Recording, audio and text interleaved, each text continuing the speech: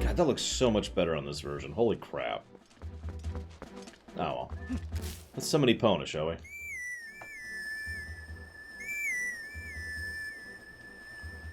Huh. How strange. Oh, I'm sure it's nothing.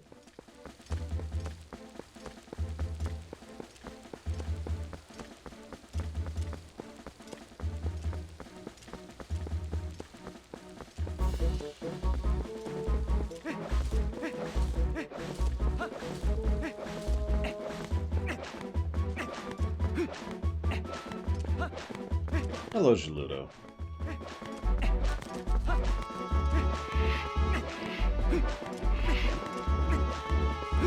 God, you can just see the realm of Twilight from the distance. That is really cool looking there. Look at that.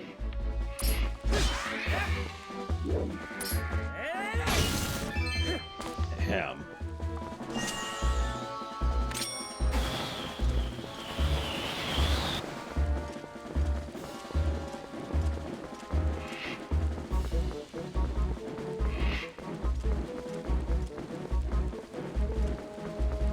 I think he's following me. I don't know. What do you guys think? I will admit, Hyrule Field is kind of weird, mostly because of how relatively empty it is.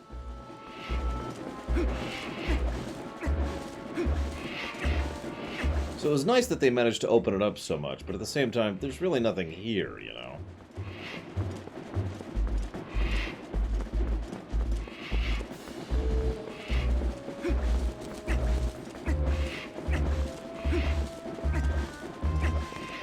That being said, they do use this to good effect later, so I'm willing to forgive it. And they do one other thing I want to talk about later, though. So here's everyone's favorite NPC in the game. No, Renegade Divi. I have it listed as that for no reason. How could you not tell? Go no further. There's a black wall ahead that blocks the way. I thought I would deliver a few letters, but it seems impossible. I am the honorable and dependable letter carrier, known to some as the Postman. Now I've introduced myself, please. Take the letter, read it at your leisure. Onwards to mail! Hey, Fuyukyondo. Hello, Hyperspeed. Alright, I'm tired of these things existing. Stop existing. Thank you. See, they're not a threat. Not really.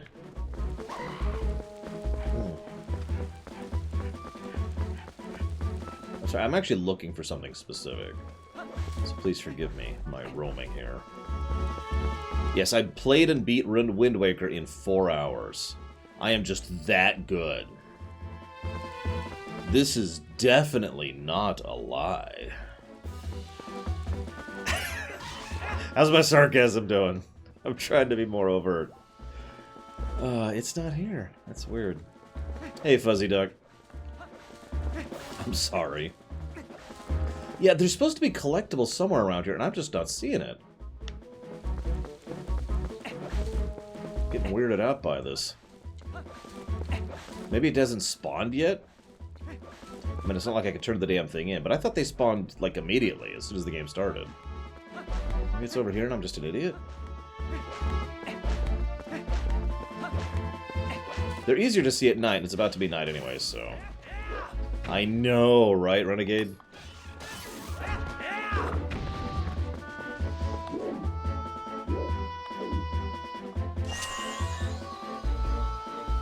can't see it. If anybody sees something, feel free to point it out.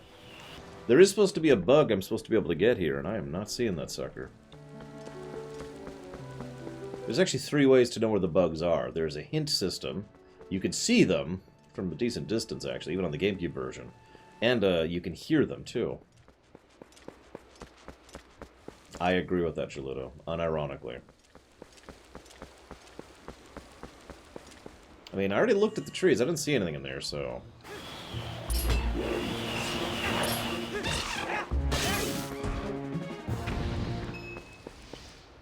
No, we didn't play Majora's Mask. Nor will we. Ever. In the entire history of known reality. See, like I said, I'm trying to get my sarcasm more obvious to help with people. How am I doing? Oh yeah, quick aside, I actually like the Hyrule Night song a lot better than the day song. Listen to it.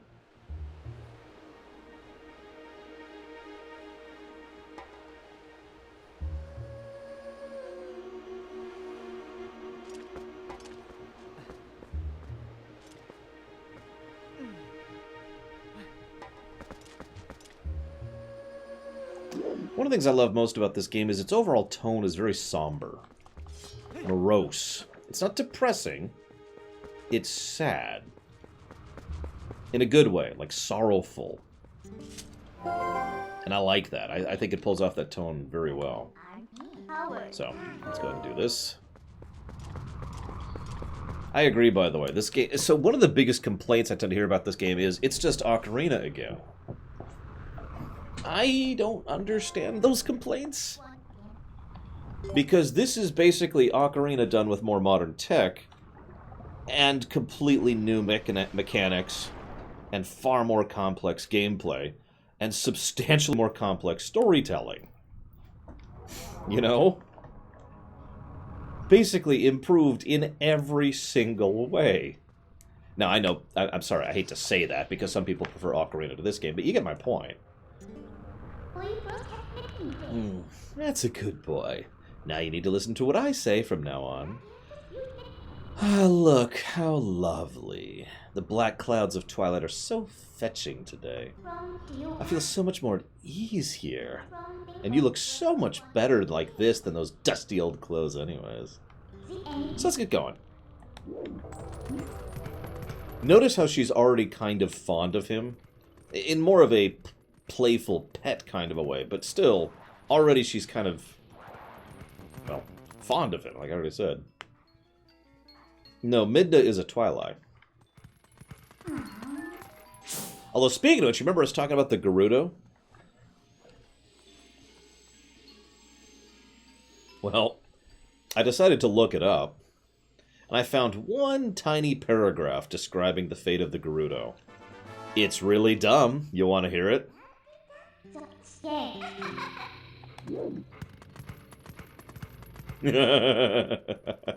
You sure, Hyperspeed? It's really dumb. Oh yeah, so now that we're a wolf I could show this off. It's probably hard to tell, but we're actually faster here.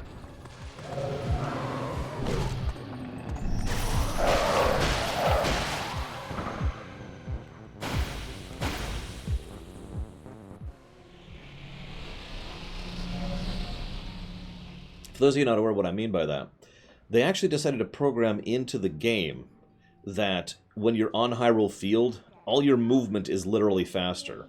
It's most noticeable when you're a wolf, but it's also true on horseback and when you're just walking around. I wonder if this is the work of those shadow creatures. Ugh, what a pain. Ah, well.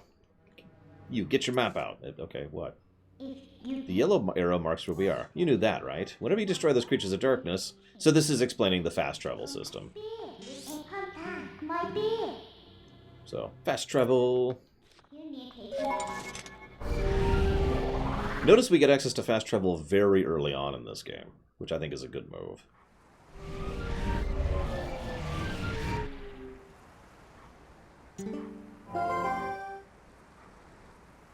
See? I told you. We're here. You know, most people can't leave the Twilight that easily. You'd better be grateful. Your job is to look for the bridge. Look hard. I'll never find it. Hey, Pep Dog. You'll have to ask them. I don't know.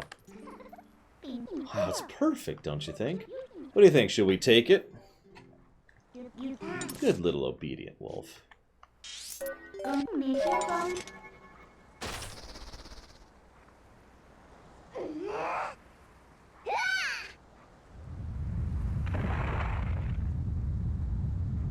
I agree. This is probably the best fast travel the franchise has done, in my opinion. With the... That's not true. That's not true. I think Link Between Worlds challenges it. But I think these two games, this one and Link Between Worlds, do fast travel best.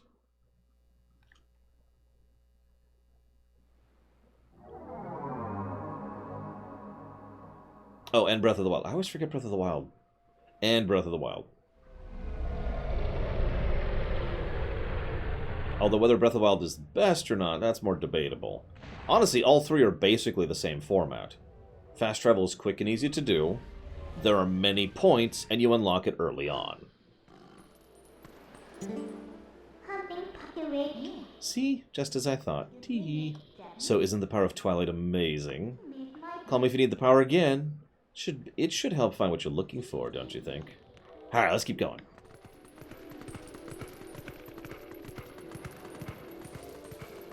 Very carefully, Dr. Nimbus. Well, Majora's Mask isn't part of the Ganondorf trilogy, Fuyukando. So, the hell was I talking about? I talked about the move speed. Oh yeah, the fate of the Gerudo. So let's explain why it's stupid. So there's a game called Twilight's Four Swords Adventures. You're kidding, right, Fuyukando? Like, that is a joke? You're messing with me? I know, right? Question mark. This week has flown by for me, comma. I even took a day off, exclamation mark.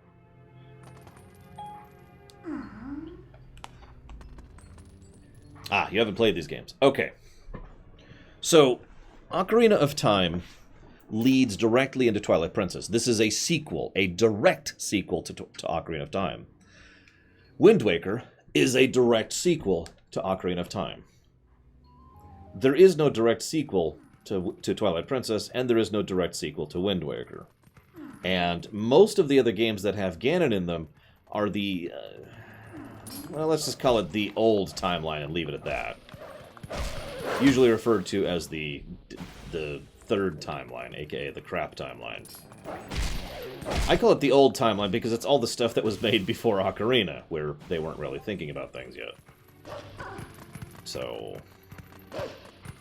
the end, I suppose. Alright, so the Gerudo. Four Swords Adventures is a game on the GameCube, which I actually like, consequently.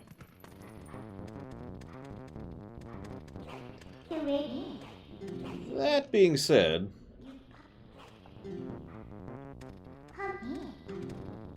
fine, we'll dig in. That being said, as much as I like that game, it has nothing to do with anything. In fact, it's one of the biggest holes in the overall lore of the entire franchise.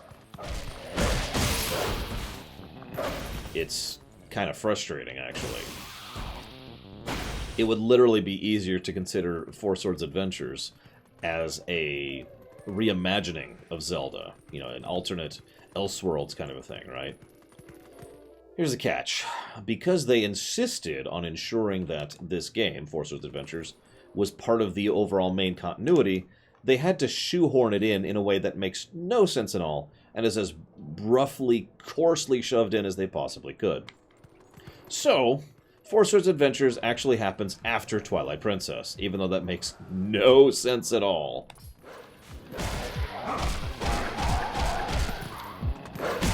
Now, you're probably thinking, well, hang on, what's this have to do with the Gerudo? Well, you may not remember this, but... whoops, I keep hitting the wrong button there. But the Gerudo are actually in Four Swords Adventures.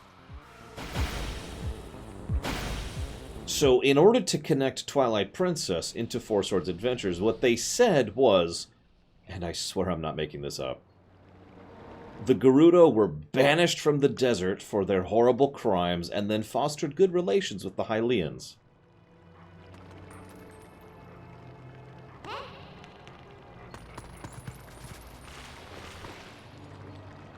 That's almost word for word, by the way. I'm not going to read this. This is the obvious. We're doing another section. I'm not kidding. See, the thing is, the Gerudo are a friendly vassal state of the Kingdom of Hyrule in Four Swords Adventures. In Twilight Princess, they're not here, other than Telma. So they had to reconcile those two facts. So they were kicked out, but they're on friendly terms. So that's the canon answer.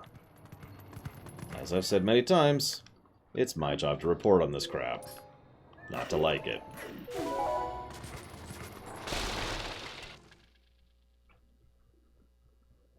Someone asked, is Four Swords Adventure the worst mainline Zelda, in my opinion? Are we counting Zelda 1 in that list? Of mainline Zeldas?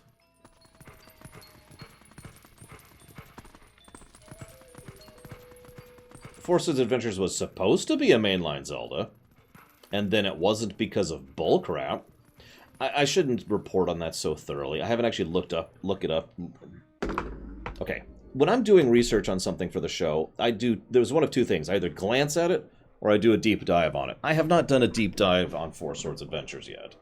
However, the glance at information is that Four Swords Adventures was supposed to be a big, massive, in-depth, awesome Zelda thing, and then Miyamoto got involved. I swear I'm not kidding. Funnily enough, this was roughly about the point in time at which this was happening to the Paper Mario series as well. So, Four Swords Adventures basically doesn't actually have a story. It has pieces of a story, if that makes any sense, in a bad way. Like, there's some really cool ideas there, and a lot of world-building possibilities, and a lot of really awesome potential that is just thrown out the window and never followed through on again. It also doesn't fit with the rest of the Zelda series massively. Like, there's just... It's hard to explain because it's just 15 different details are all just wrong when compared to the rest of the Zelda franchise. Let me give my favorite example. There are 2 Ganondorfs in the entire franchise. There's Ganondorf, and then there's the one in Four Swords Adventures. He's a different entity, different person. Every other Ganon or Ganondorf is the same person. Ocarina, Oracles, Wind Waker, Twilight Princess, Zelda 1, Zelda 2, LTTP. That's all the same person, the same entity. But the one in Four Swords Adventure, he's different. He's a different person.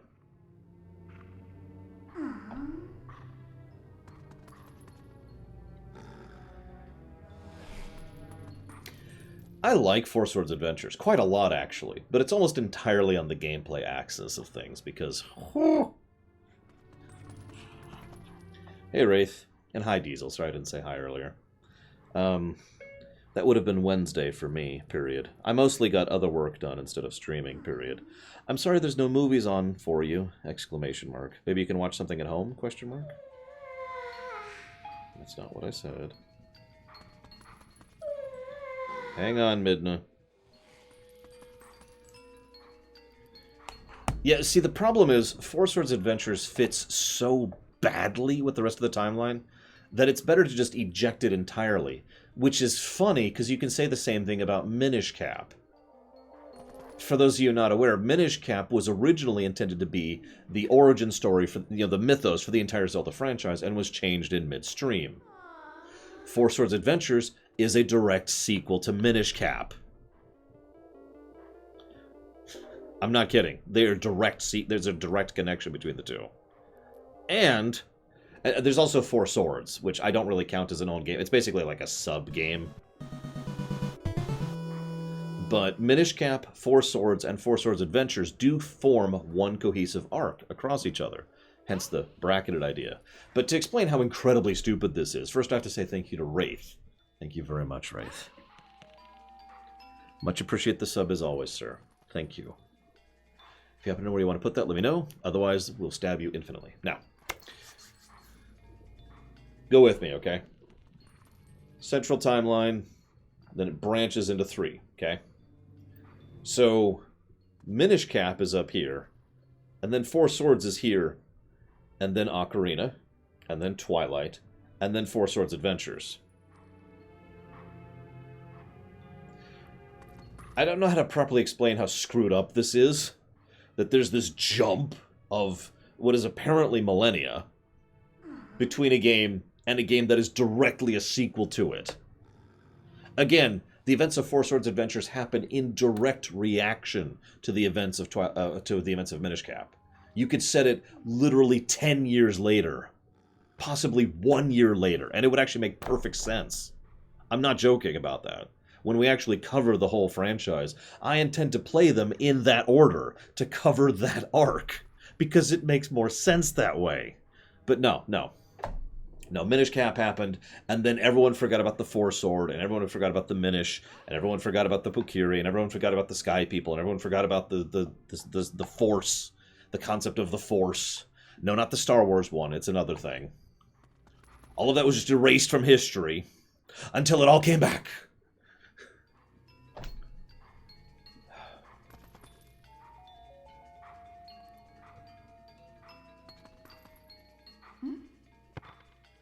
Yes, casual, exactly. So the link in... Let me think about this for a second. The link in Ocarina, in Twilight Princess, in Link to the Past, in Zelda 1, in Link Between Worlds, and oh, no, hang on. No, that's all of them. All of those are all part of the same bloodline, which all stems all the way back to the original Link, which is the one in Skyward Sword. So all of those people are all part of the same overall bloodline, same ancestral tree. The only one who is not actually part of that bloodline, well, there's two Links that are not part of that bloodline. Wind Waker Link and Spirit Tracks Link. Now, Spirit Tracks Link is a descendant of Wind Waker Link, but Wind Waker Link isn't related to anybody. Oh, I know, Gerudo. I'm telling you guys, I like the idea of a cohesive timeline. I do. I like the idea of continuity. I like the idea of doing the work and connecting stories. I've always liked that. But I think their biggest flaw when it came to the Zelda timeline is they didn't understand what the hell they were doing. And I should say that more specifically. What I mean is they approached it as a simple problem rather than a complex one. Rather than combining the different arcs that make sense to connect to each other, and there are definitive arcs in this franchise, they decided to chunk all of them together into one timeline. And that's the part that doesn't make sense. If you think about it, LTTP to 1 to 2, LTTP to Awakening to 1 to 2 is actually a fairly cohesive arc. There's no real flaws in that timeline. Ocarina to Majora's, to Wind Waker, to Phantom, to Spirit, and also to Twilight is also a fairly cohesive arc. All of that fits together rather seamlessly. And then, as I mentioned earlier, Minish Cap to Four Swords Adventure also fits pretty well together. That's what they should have done. Rather than this 3 timeline bullcrap, they should have just bracketed it out. This is one continuity, this is one continuity, this is one continuity. That makes a lot more sense to me. As much as I hate multiple timelines, the fact of the matter is, or multiple settings, you know what I mean, multiple dimensions, in reality, that makes a lot more sense given the way it's presented. The only way to actually make all this make sense and cohese with each other would be to remake a lot of these games and adjust the story as they go through it. Right? Now, I'd be in favor of that. Lorerun is part of Link Between Worlds, which is part of that arc over there, which is never referenced in anything ever before or since. Termina, at least, well, that's not quite true. So Lorerun connects to LTTP, which connects to 1 and 2. Majora connects to Ocarina, which connects to Wind Waker and Twilight. So you can kind of see how I bracket those. Anyways, I'm sorry, I need to take a very quick AFK break.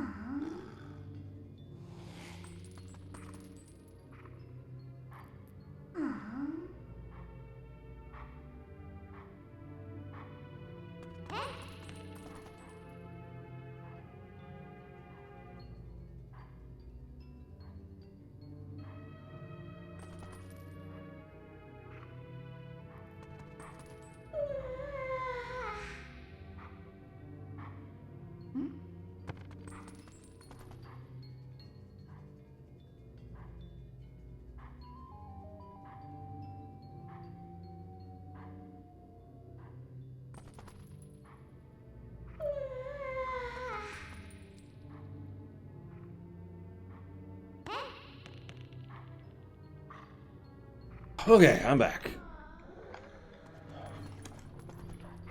I might wonder why I was just sitting here. Well, the moment I hit this button, we're going to hit a cutscene. That's why I was waiting. Hi, Delbuck.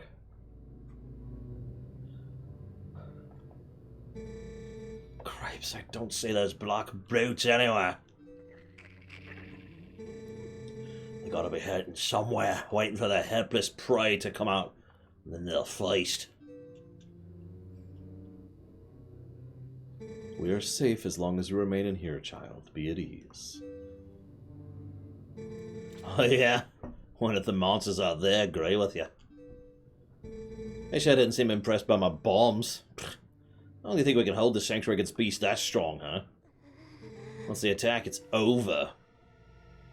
Remember the lady from the general store? Just one of those things attacks her. A whole gang from town went to save her. And what happened? She was already gone. And there was 2 monsters waiting. You connecting to the dots? That means if we get attacked by them, then we'll be Barnes! Eh? Yeah, whatever. Thanks, Barnes.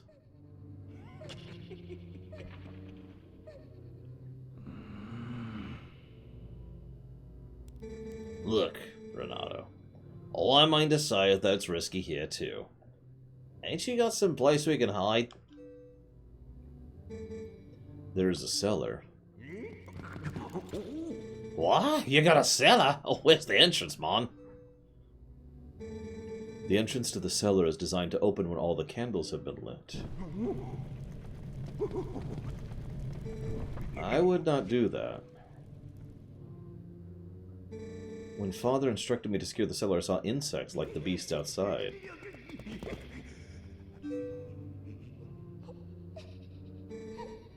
Don't cry, Beth. It'll be okay. Link's coming to save us all.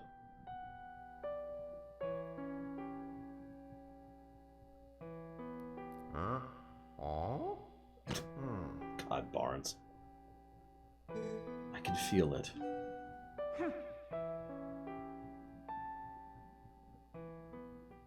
You can kind of see what I was talking about when I say they really stepped up their animations game in this one. These kids knew you'd come to save them. What a hero. How sad to be right in front of them and not be noticed at all. You're chosen by the gods is the only thing that keeps you from turning into a spirit. Or worse, into a dark monster when you enter the Twilight. And no one knows what you have done. You may be doomed to toil in obscurity forever.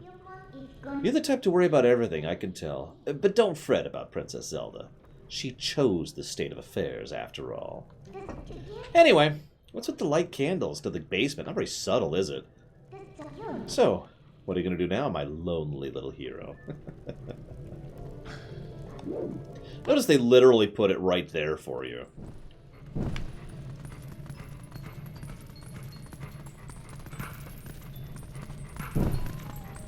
Now, I know that this is me probably being a little bit too generous to Midna, but I like to think that her commenting on that was her kind of seeing if we were another Zant kind of situation. Remember, Zant didn't toil in obscurity, or rather, he did toil, but he was constantly trying to get noticed. She's far more interested in someone who is willing to work hard without the praise. And that is us, but she's still figuring that out. After all, she just met us pretty recently. Oh, I meant to talk to the people. My bad. Sorry. I'm just in such auto mode here. Plus to story, while I'm on the subject.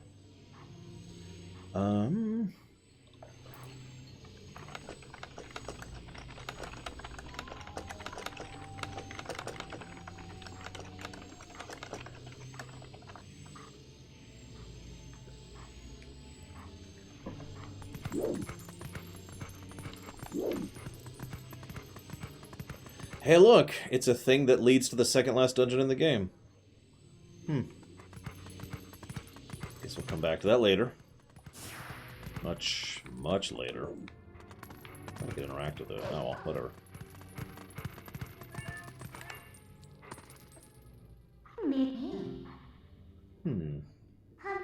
Looks like you can climb the scaffolding.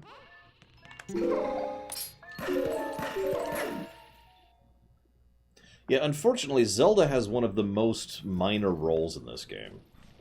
I shouldn't even say it that way. She actually has a minor role in many of the games, but for a game that focuses so much on character and story and, you know, people actually talking to each other, Zelda's practically not in this story. Effectively, she's only really in 2 cutscenes, and we've already seen one of them. Now, that did, of course, mean we got extra emphasis on Midna instead of her, but, you know. Whoops, I didn't mean to do that. What I did mean to show off is that. Do you see that? It's the image of the Zora right there.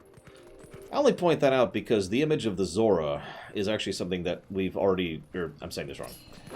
Basically, each of the peoples from Ocarina have their own iconography / visual presentation. And each of them is presented in this game. So I mentioned how both Twilight Princess and Wind Waker are direct sequels to Ocarina. Wind Waker is far more overt. There is absolutely no way to deny that Wind Waker is a direct sequel to Ocarina. It is constantly brought up. In Twilight Princess, it's more like the background. If you're paying attention to stuff in the background, there are references to Ocarina everywhere. And a lot of it does line up pretty well with the events of the previous game. But in Wind Waker, they flat out say, this is what happened, and this is a consequence of such and such. I mean, we even meet the actual sages of the Zora. Remind you, aren't even a people at that point in time.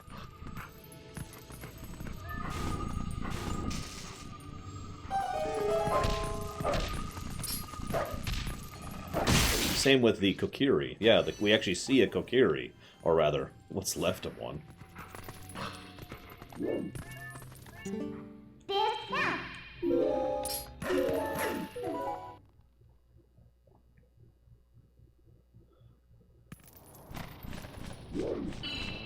Possible hyperspeed. So we do know that the shadows... God dang it.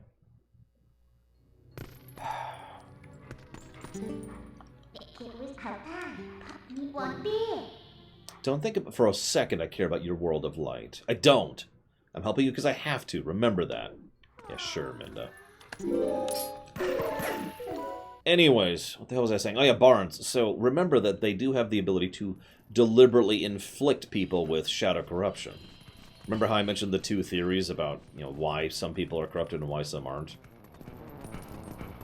This is a bit of evidence in favor of the idea that the only people that aren't turned into shadow creatures are the ones they haven't managed to hunt down and corrupt yet. Whoops, I'm actually going the wrong way.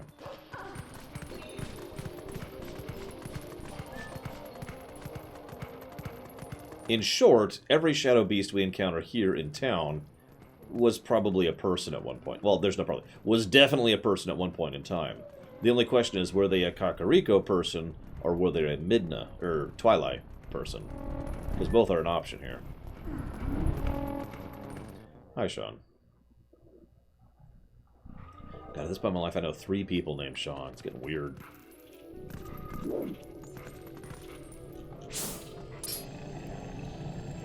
So this is one of my favorite ones to get out. You'll notice that, unlike in the first bundle of these, there's actual puzzles involved with seeking out and finding each of the bugs.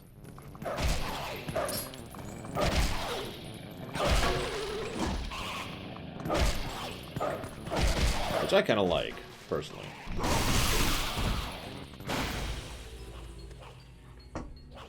They never show it on camera, but it is implied several times, yes. And all of the Shadow Beasts were a person at some point or another. Yeah, I'll check it later, Sean. But I believe you.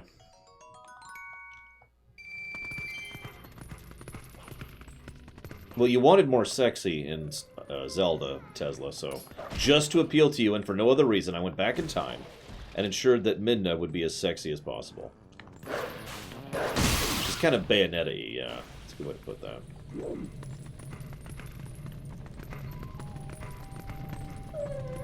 Well, actually, no, Fuyukyondo, because there are several non-Shadow Beasts who are also not people who successfully managed to avoid becoming Shadow Beasts.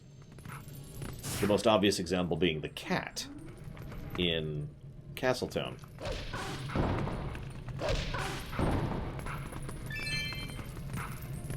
In short, all of the animals, the ones that can talk to us, avoid becoming shadow beasts. Even though several of the animals, the ones we've been fighting, do not. The game draws a pretty clear distinction between, you know, allies and enemies when it comes to creatures. And it's worth noting that we never talk to a Keese. Or, you know, well, anything that we fight, really. Alright, so, go ahead and do this. Or wait, no, I didn't get the stick. I have no idea. When did Sonic Unleashed come out? And when did this game come out? You, too, can figure out these facts with the help of Google. Am I just blind? I must have just completely missed it.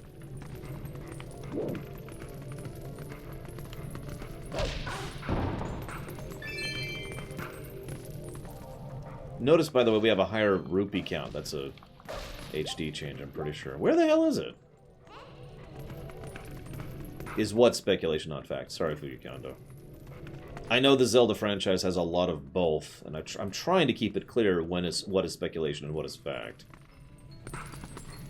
So I do apologize if I'm not doing my job well enough. Where the hell is the stick?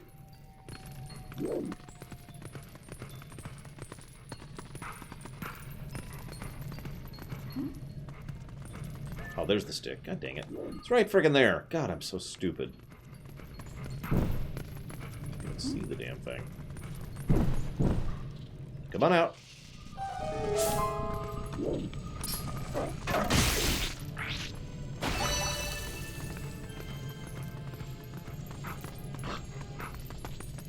Like I said, more puzzle focus with regards to these little sub-dungeons here.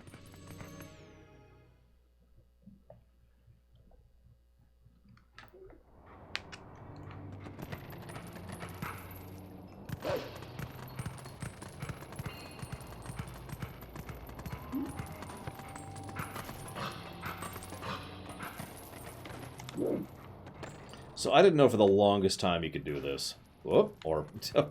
okay. Let's try that again.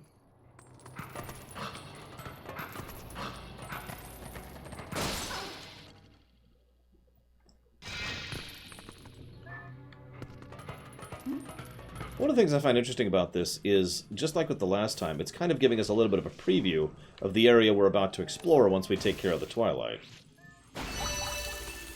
Funny how that works out, Pogody.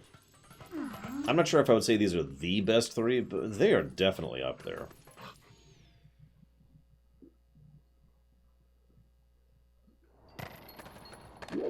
So, oh god. I'm trying to remember, there's actually another point. We don't know, Tesla. There's another point in the game where they actually showcase the idea of things being directly corrupted by Shadow. But the story Barnes just said is one of the biggest points of inference that Hylians can also be converted into Shadow Beasts. The story of them going to save a shopkeeper, and when they went in, there were 2 monsters instead of 1. Now, in my book, that's pretty definitive, especially given that the whole shadow corruption thing. Oh yes, the other example that we know, definitively of shadow corruption is the Twilight. We know shadow corruption can be inflicted upon something. That's exactly what Zant did.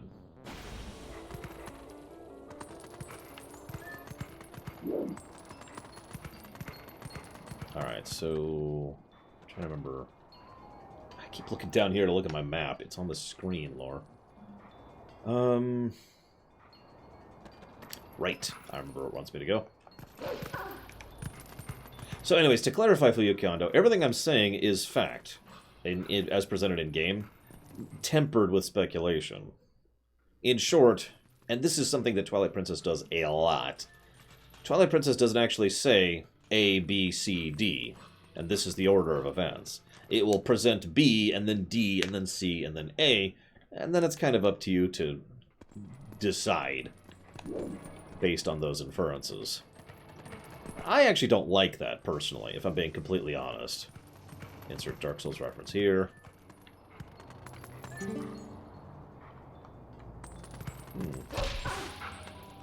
Danger, keep out. Yeah, okay. Well, let's go sneak in here, see what we got. Why do the Twilight look so different from the Hylians? So, as I mentioned earlier, normal creatures cannot... So, okay, this is actually funny. We're just going to repeat our trick here. It's the exact same thing that we did earlier, if you're paying attention. To solve the previous puzzle, which results in this.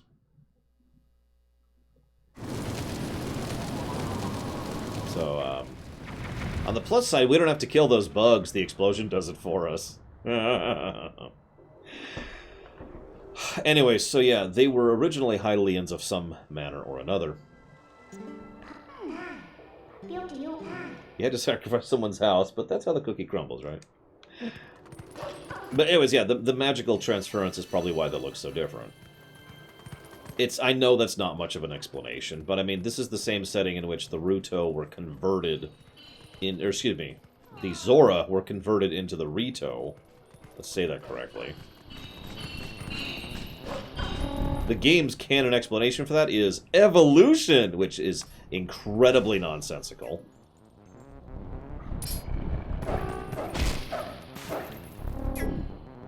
I suppose I should clarify, I'm not saying evolution itself is nonsensical. I am saying that their canon explanation that evolution caused that is nonsensical. Because that's not what evolution is or how evolution works. Also, this is probably worth noting, the Zora don't actually have the ability to fly innately. It has to be magically augmented into their being as part of their coming-of-age ceremony. We'll talk about that in Wind Waker.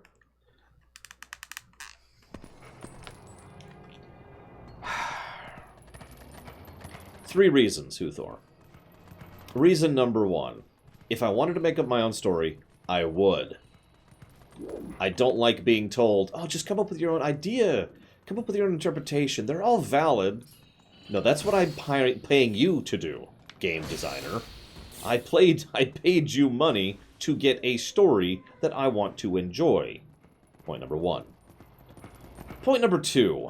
I don't like the fact that I have to go buy some book or dig through interviews in order to figure out what the hell you were talking about. And point number three.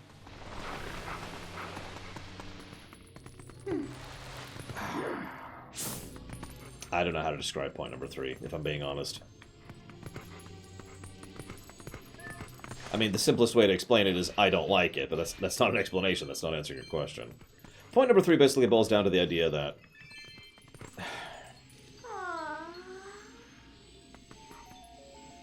to me,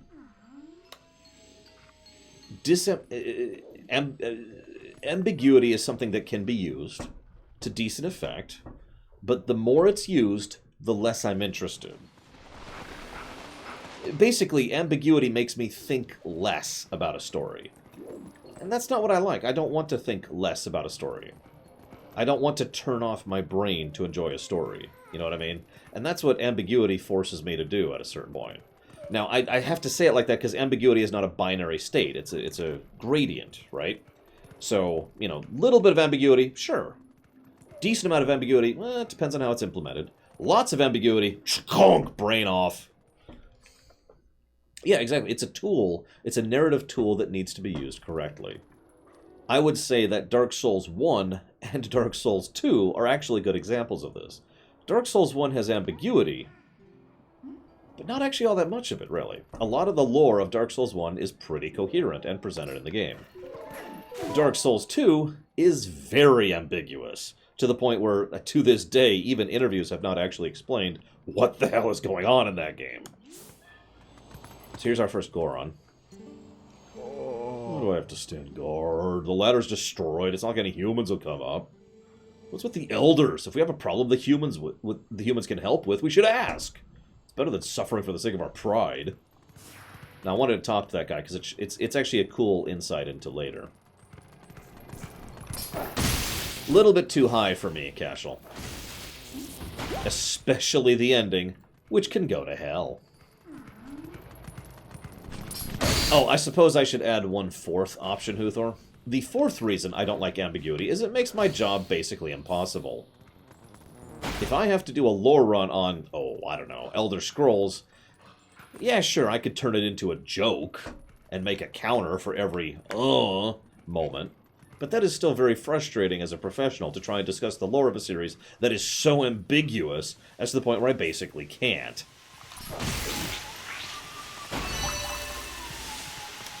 So, that's always fun.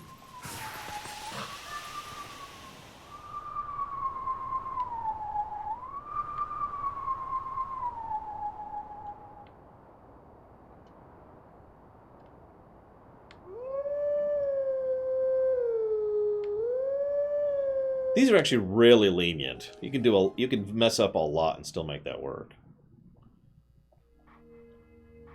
This is such a cool area. You can see all the major areas of the entire world here in like a truncated... This is great visual design. They basically took chunks of each of the terrains, each of the biomes in various zones, and smashed them into one realm. It's just very cool looking. See Death Mountain behind us there.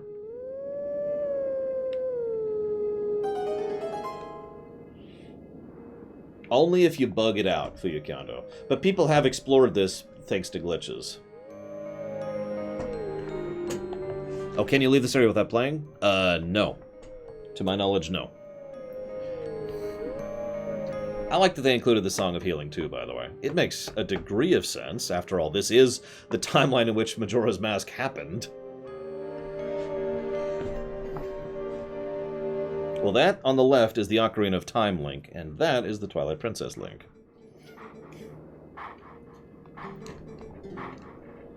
Take sword in hand and find me. Translation, come find me when you're human again. And then it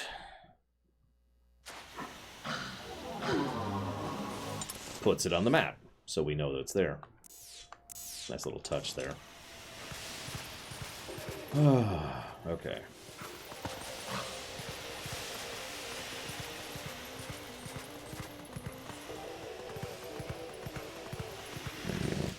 I love how what you just said, Jay, is Elder Scrolls lore isn't ambiguous, ...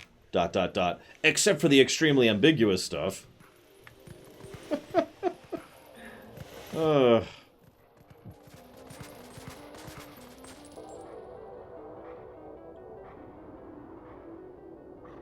also admit one thing that kind of irritates me personally, and has for years, is when... I'm going to use a made-up example here, okay? Let's say in a game, there's a room. And in this room is our enemy and a gun. And we have just defeated the enemy. And the enemy has asked us to leave out of deference. So we walk out of the room, we hear a gunshot. Now, in other words, they don't need to... The game doesn't need to come out and say, and then the enemy took his gun and shot himself in the head. We kind of can infer that from what happened. What irritates me, and this is just a personal pet peeve of mine, is when people say, well, you don't know that actually happened. That's not in the game. It didn't actually show it happening, so you don't know that happened.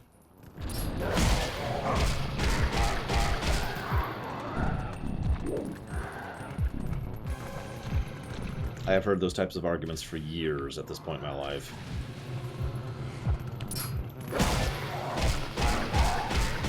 That crap. I bring this up because I'm a very big fan of show don't tell, which can blend over into ambiguity.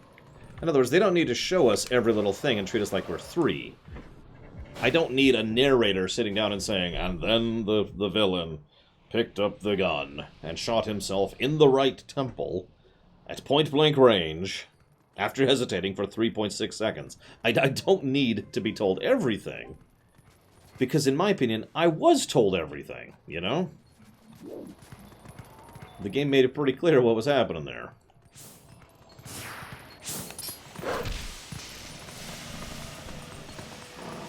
Not in an extremely long period of time, Pogody, and I only read one anyways, which I think was just a collection of short stories. So...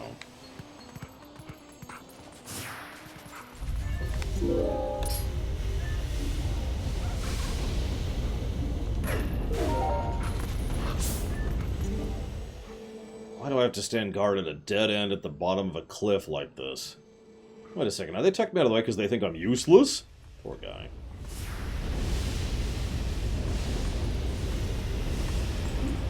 Wait, what do you think's brilliant, Uthor? What do you think's brilliant? Oh god, I need to know what I'm disagreeing with. Damn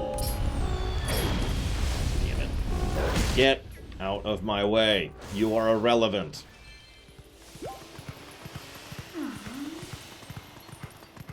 Retconning is more or less... Ah, gotcha. So you mean Dark Souls 1, to be clear, right? Or do you mean all of Dark Souls, which is actually 5 games at this point? Yes, but I don't pretend to not be irrelevant. Oh, hello. I suppose I should talk to him. Hot. Another fumarole. And once again, the worst possible place. Oh, I suppose this pass is impassable now. Ugh. Ugh. You ever played Bard's Tale, Terra? Because I'm pretty sure they do that in that one.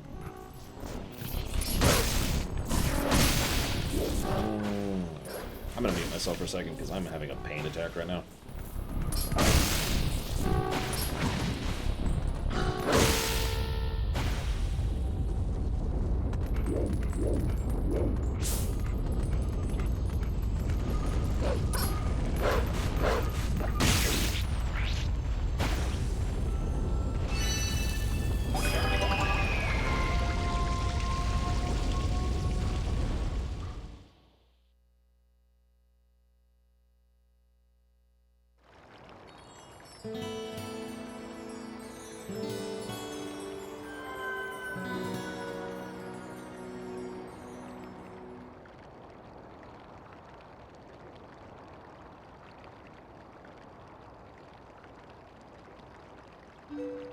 Plus anything reach.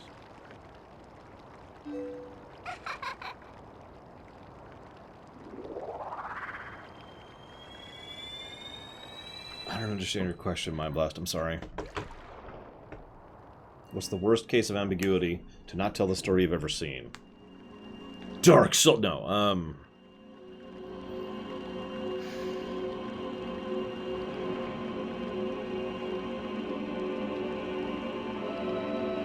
I can't think of any off the top of my head. I can't think of any off the top of my head.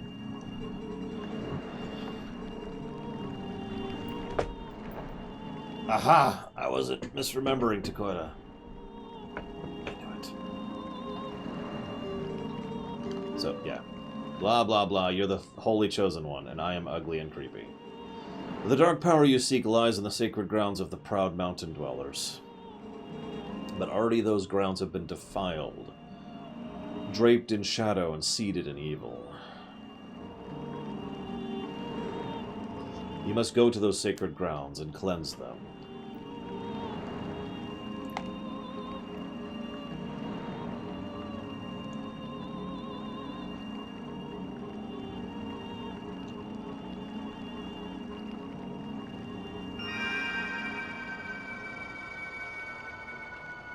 So can a retcon be good? Yes, I can say that definitively, because I can think of a good retcon.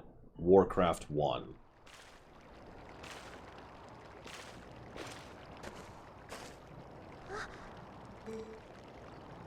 Lame.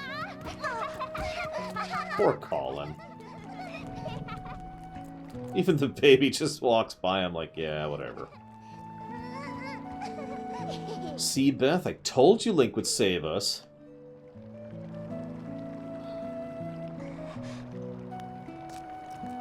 For the longest time, I thought Ronaldo was a she, by the way. Just because I was on a tiny TV, which was poor resolution on a GameCube game. You are the one from Ordon who these children spoke of. Very well met. I am Renato, shaman of this town. And this is my daughter, Luda. Poor Barnes. The beasts took us and left us to die, but Mr. Renato found us. At first I couldn't believe they had come from so distant a place as the Ordona province. which I remind you is only like 2 screens away, so there's that SNES RPG effect in place again. Yeah, I don't remember much. All of a sudden everyone was captured, and then until now it's been like a nightmare. Yeah, it was like a terrible dream, and we couldn't wake up. Nightmares are everywhere these days, it seems. This village has certainly seen its share of recent hardships. The dark beasts attacked, but even worse with a sudden and inexplicable change in the mountain-dwelling Goron tribe. They had long been our friends, but suddenly treated us as foes. Even now they refuse to permit us entry into their minds. It strains the limits of belief to think such a gentle and proud tribe could change so suddenly. Makes me wonder if something in those minds is the cause of this change. You should go there, it's the next dungeon. In any case, you must take these children and flee this village before more nightmares descend. I, of course, cannot leave my village in such a time. There's no telling what may happen to us here. But it's my job to try and coax the Gorons back from their recent change of heart. Given the Gorons are one of the only real sources of various types of mineral wealth, they're actually pretty well off in this particular timeline. They are still a vassal state of the Hyrule Kingdom, but it's kind of like having Venice as your vassal state, if you follow me. I don't want to leave all these people just to save ourselves. Come on, can't you do something? Fine. I'll go make up with the Gorons. God! Anyways, hang on. I gotta scroll up because what Mind Blast said has scrolled off my screen. Scroll up, scroll up, scroll up, scroll up, scroll up.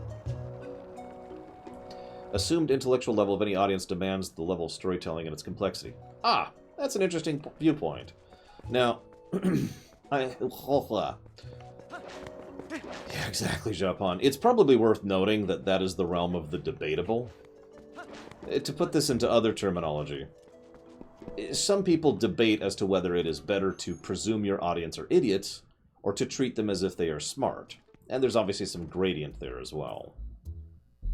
I am one of those people who thinks that Barnes is actually a pretty cool character. My storehouse, my powder, what happened? Now, this is actually funny. This is the in-lore explanation for why we don't get bombs now, even though he is the source of bombs in the game. It's because we blew up his shop. Or his storehouse, rather. His warehouse. Whoops. Anyway, sorry. I just like little details like that. There's a lot of this in this game.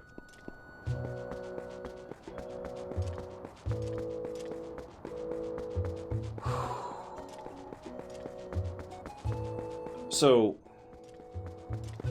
you ever heard the story, kids aren't stupid? Or, oh my god, I can't even talk right now. I'm sorry, I'm still trying to stretch out my torso a little bit to help. Have you ever heard the phrase that children are not stupid?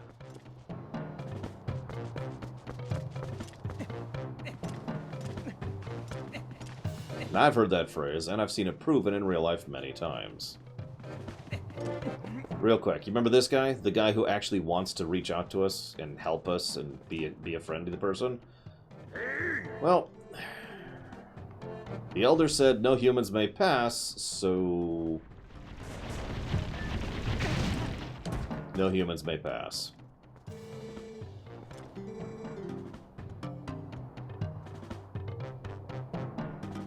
Not me, Gigi's. But that's because people are stupid. The point is, if you tend to treat kids as if they're smart, they tend to prove that they are, and they tend to develop more. Hey, you can't get past him, by the way. I should say it's not possible without glitches or tricks to get past him. How fortunate you are in one piece. I saw you traveling up the mountain trail, so I was worried. Are you trying to reach the Gorons? It's too dangerous. They recognize only strength. A normal person can never persuade them. Oh. But I know one person who was able to best them. His name is Bo, the mayor of Ordon. Please go to him. Okay. Yeah, children are naive, not dumb. I like that. Now, the reason I bring that up, and I swear that's relevant to your point, Mind Blast, is that we're about to get Epona. This game is so cutscene heavy. It's actually kind of funny.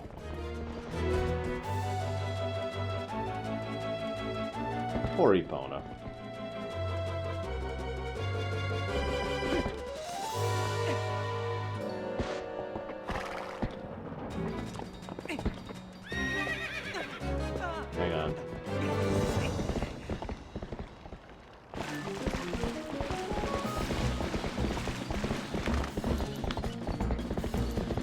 I just don't want to screw this up.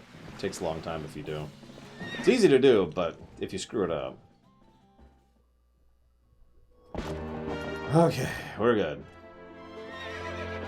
And again, we get the horse very early on. And we basically have the horse for the rest of the game at this point. You're not too shabby a wrangler after all.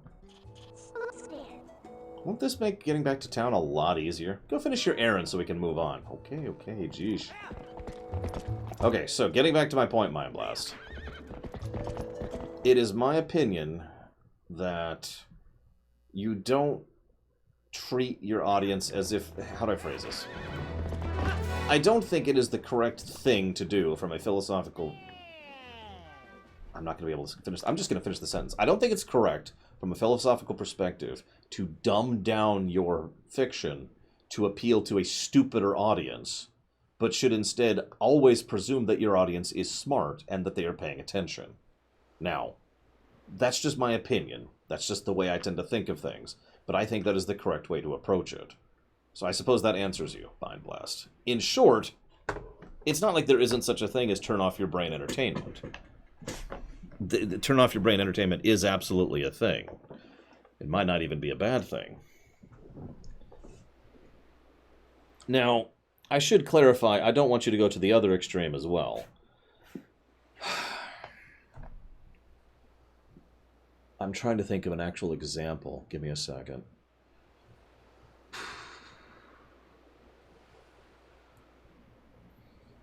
No, I'm not coming up with one. Help me out here, guys.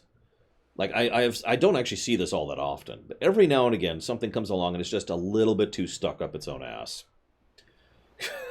Just a little too shoved up there. And it's really comfy in there. And it clearly is trying to be smarter than it is.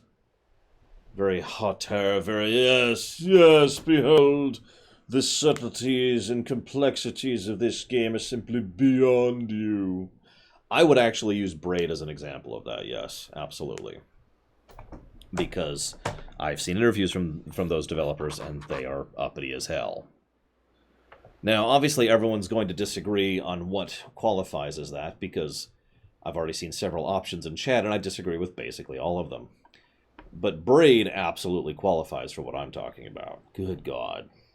So in short, even though I don't think you should dumb it down, I also think you shouldn't try too hard, basically. David Cage games. Yeah, that's another good example of that. Anyways. Everyone's favorite NPC? Greetings, Mr. Link. I have come to deliver a letter. From Oku. My business is concluded. Onward to mail! I've never watched it, Uthor, so I can't actually comment on that. So I suppose to literally answer your question, no, we did not watch the same show.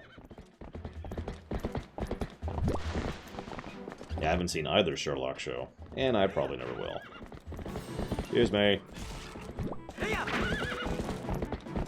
Notice this is all one zone, by the way, although it is partially hidden by... I forget the term for these, but these are basically live load screens.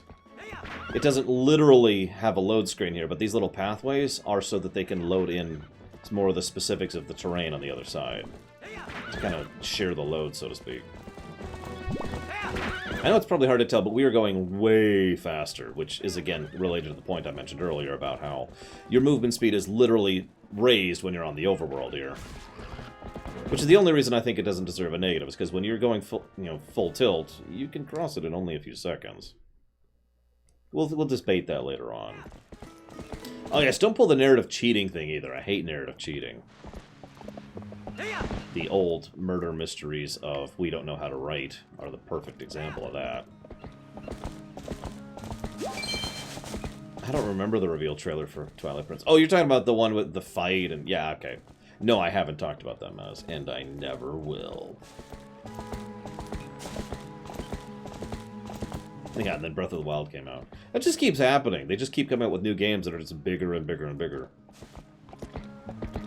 Funnily enough, Breath of the Wild also has a very vast, open overworld. The catch is, they managed to make it enjoyable to get from point A to point B, which kind of works out a little bit.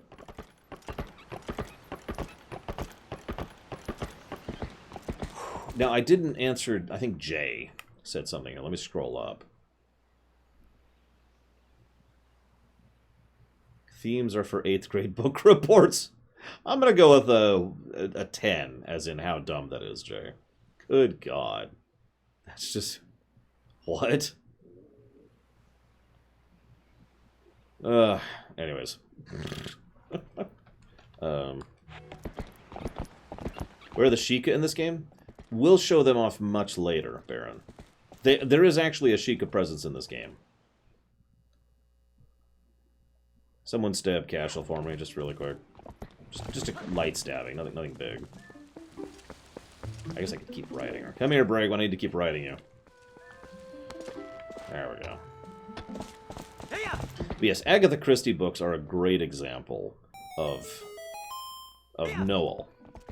Of how not to write sophisticated writing.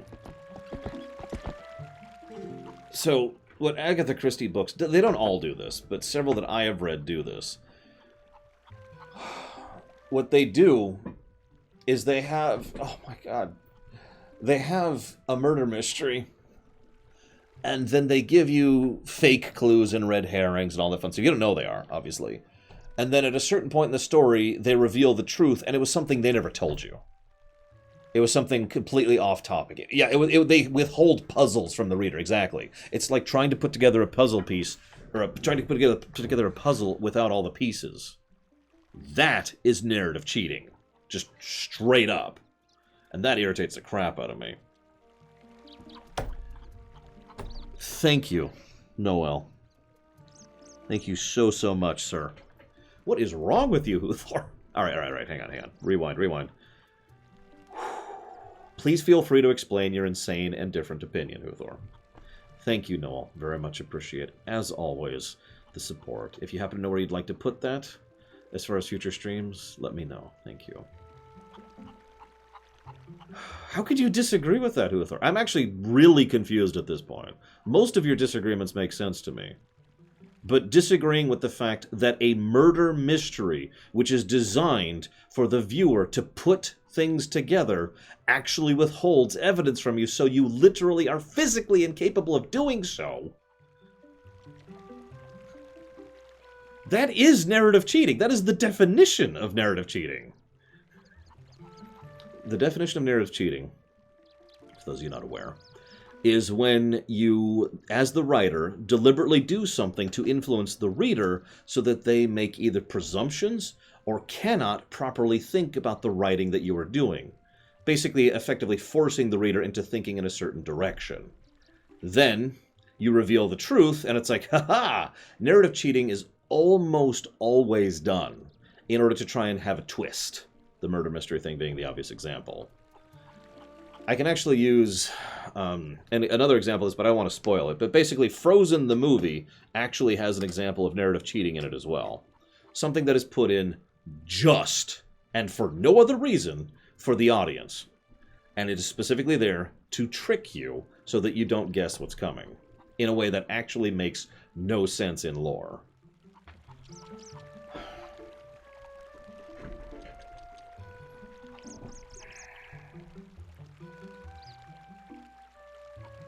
I see several people in chat defending this. And the only defense I'm seeing is, well, some people like to be narratively cheated. And that's fine. That I can understand. If you want to be narratively cheated, that's on you. I mean, that's your preference. Some people like black lyrics. What the hell do I know? But it is narrative cheating. I'm not budging on that point. It is, again, the definition of narrative cheating. Now, I would consider narrative cheating bad. In fact, I will universally review something with narrative cheating as a negative. Because in my opinion, that is bad writing. I don't know how else to say that. Just not good writing. Not different writing. Not going for a different intent, right? Bad writing. If you sit down and you decide to write a bad fanfiction on purpose, it's still bad fanfiction. It doesn't matter that that was your intent. It doesn't matter that you did it on purpose. It does not matter that you are cognizant of the fact that you are deliberately using bad narrative concepts to write your story.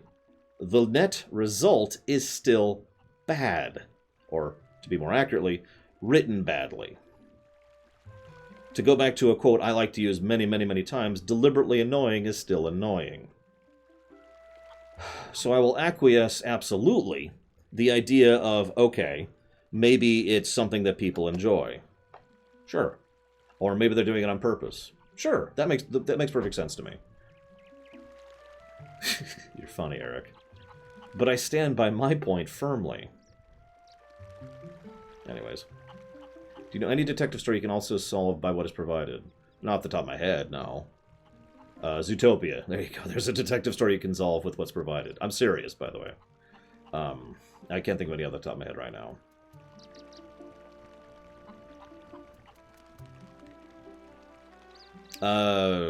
I don't really read Spider-Man comics, and I haven't for a long time, or I'm sorry, I can't, so I don't know.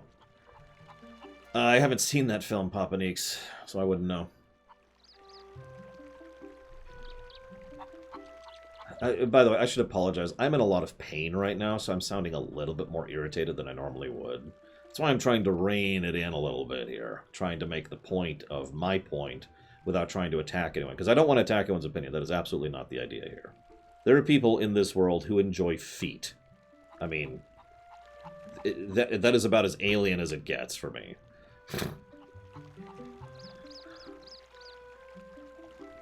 Oh. I am 6 feet, boogity. 6 feet dead. I don't actually have problems with my back all that much. Right now, I'm not actually sure what this is. It's right here. And it hurts like hell. It's not the stomach. It's like the in-between of my ribs, whatever that's called. It hurts like hell right now. Yeah, some people enjoy being spanked. That makes no sense to me. I don't understand that at all. Sternum, thank you.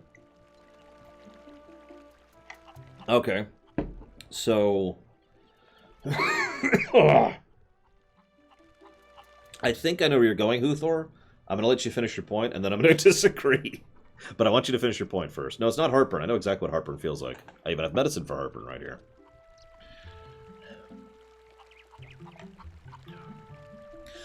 I got one for you. I got one for you. Here's something that I can logically understand that some people like that I cannot stand. Depression. And I know what you're thinking. What? Nobody likes being depressed. That's not what I mean. There are people who enjoy depressing stories and depressing concepts and depressing ideas, basically. I don't mean sad. I don't mean moroseful. I don't mean abetting. I mean depressing.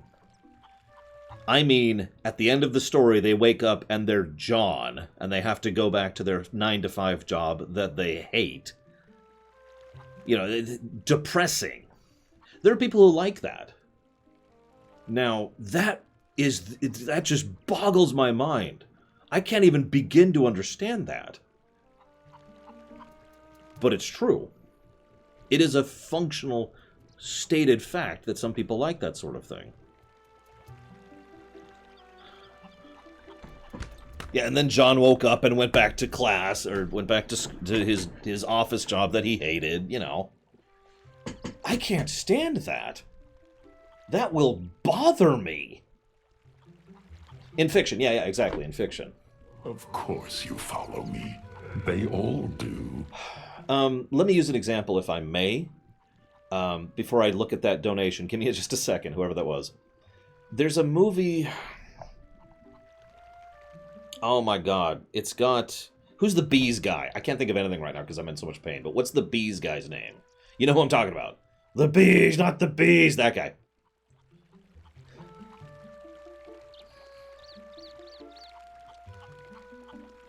Nicolas Cage, thank you. Nicolas Cage was in one of the most depressing films I've ever seen. I gotta look it up really quick. Because I don't know the name of it. No, not Lord of War. No. Although I have seen Lord of War. And, No, not Wicker. You're funny, Papa Nix. Give me a second. I gotta look up his filmography. There we go. Scroll down, scroll down, scroll down. Okay, here we go. Would have been around here somewhere. Is this it? No, I don't think that's it. It would have been right. It's right in this range, though. Is that it?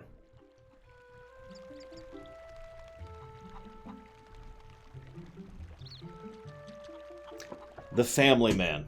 That's the one I'm thinking of.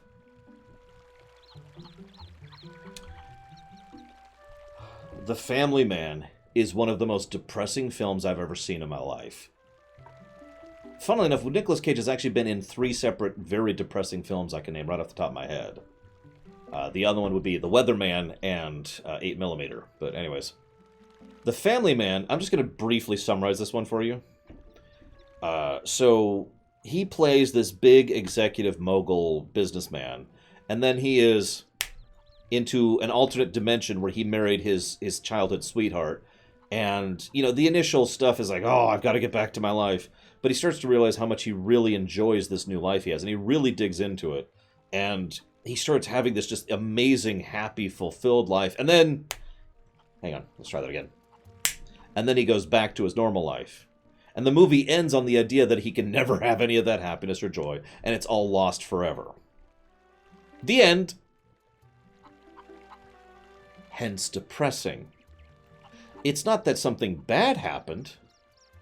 What the movie does is shows this man a glimpse of happiness and then takes it away forever, telling him he can never have it. That is depressing. I hate that film.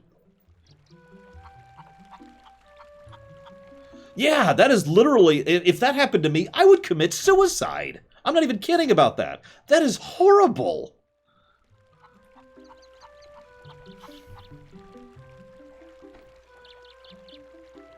I can't deal with that. I've been through too much crap in my life to be able to deal with that kind of stuff. Which gets me back to my point.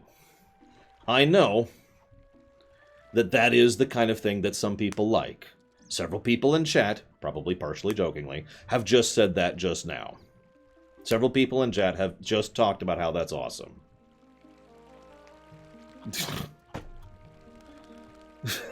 Actually, it ends with ambiguity, funnily enough, Zastel, if you remember correctly. But yeah. Hang on. Huthor said something earlier. Hang on, where was it? Ah, here we go.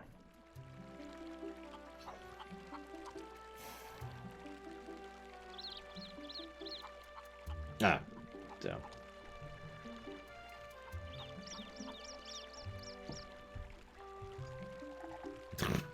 God. I don't get it. I literally don't get it. I look at that, and I think of some really horrible stuff I've been through. I don't want to think about that.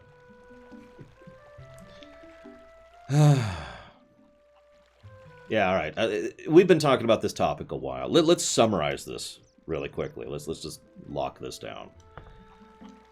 I don't care for ambiguity for the reasons I listed, but that's mostly a preference thing. Narrative cheating is something that I will rate as a negative. For the same reason I will rate a deliberately annoying character as a negative. For the same reason I will rate deliberately irritating gameplay as a negative. Earlier in this game, and I quoted the freaking Zelda Encyclopedia on this. Earlier in this game, I gave a negative to this game for the Twilight sections, which were deliberately made to be uncomfortable and awkward, both audibly and visually. You know why? Because they were uncomfortable and awkward, visually and audibly. Does that make any sense? Am I at least making my point? If we can at least understand each other's perspectives, I can move on here. Let's read the scene. Your clothes. What happened to you, lad?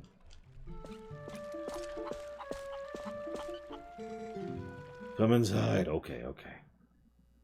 Just you stop staring at me, Majora. So the young'uns are in Kakariko. Good afternoon, Blackfile. Yeah, I had burritos, Eric. Oh, that's good. Renato's an old friend. If they're in his care, we can relax. So don't keep me waiting, lad. What am I, a little girl? Ilya's with the rest of them, right? Nope. Oh, I see. That ain't what I wanted to hear.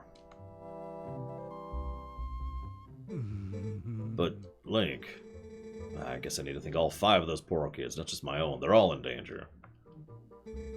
Which I should be asking is how I can help out.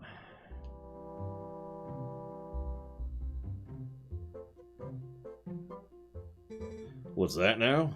Korons of Death Mountain? I see, so Renato told you that. Well, it's true, I did defeat the Gorons in a contest of strength and earned their trust. With the help of a little secret. I can teach you the secret, but, I'll remember, Dakota, and thank you. Have a good evening. Or night, I guess, at your point. But you have to promise me you absolutely, positively will not disclose it to anyone. Oh, god dang it. Alright, absolutely no one. Come this way. You heard of sumo wrestling, right? Gorons like to match strength in sumo contests. Luckily for you, the basics of sumo are the same as stop and charge goats. You want to hear more? No, I do not. I want to check my donation, because I actually did forget about it in that old mess. Because Huthor brought up another point of contention that I have to address in a moment here. It's from Savicom. Holy crap, what the heck are you doing donating to me, Savicom? Oh, thank you very much, Savicom. Much obliged and much appreciate the support. Thank you. And I will put that towards, if I can find the document, there it is. So we could end to, what's the number? 04.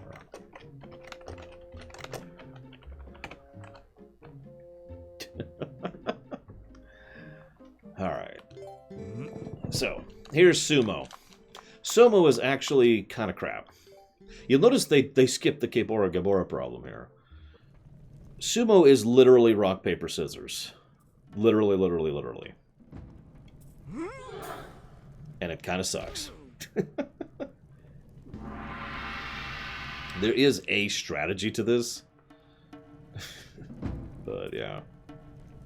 Also, drink it in, girls, and any guys interested. Damn it, not the Altar of Kings. How is this rock, paper, scissors? So you can move to the... Okay, so hang on. What he does is random, and it's rock, paper, scissors. So... sometimes he can counteract you with the same thing. That's like doing rock, rock. That is like me doing paper to his rock. Or he can dodge you, which is the third option. That was actually really good luck right there. Unfortunately, I've seen quite a few speedruns completely fall apart at this section. And the next one, because there's another sumo after this. So there's rock, rock.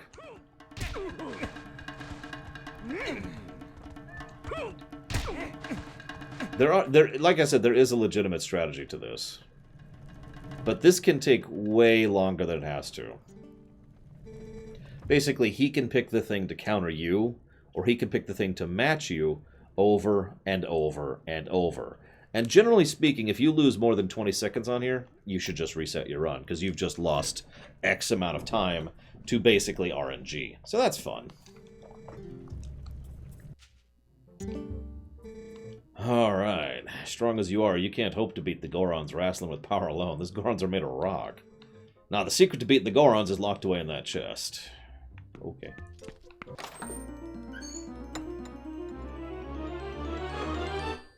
You got the thing. Absolutely, Puggity.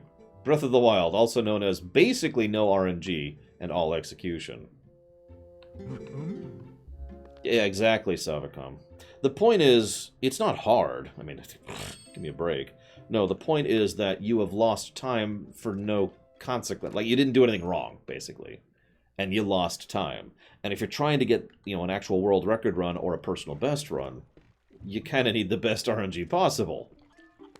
It's one of the reasons why there's certain types of games that I don't speedrun anymore. other than the fact that I don't speedrun in general. But you know what I mean. There's certain types of games I wouldn't speedrun because I don't want RNG in my speedrun. I don't want to lose time because I did nothing wrong. Alright, so now to address Huthor's point. Let me start by saying that I don't believe in the concept of the objective review. I don't. I don't think it's a feasible, functional thing.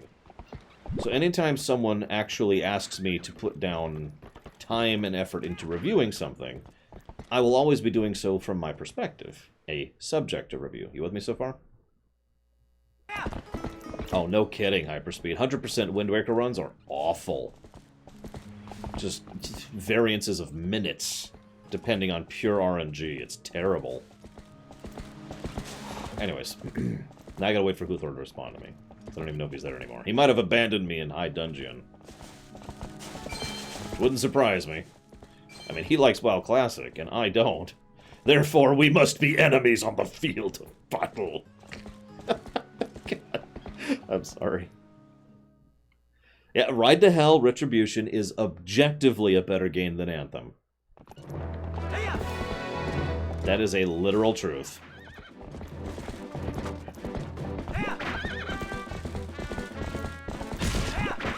I really love the overworld a lot better in this version.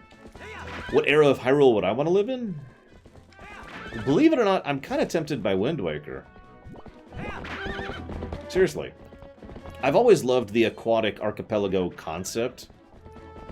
It's faded a lot. Thank you, Hyperspeed. You'll notice I probably am noticeably in a better mood than I was like 10 minutes ago.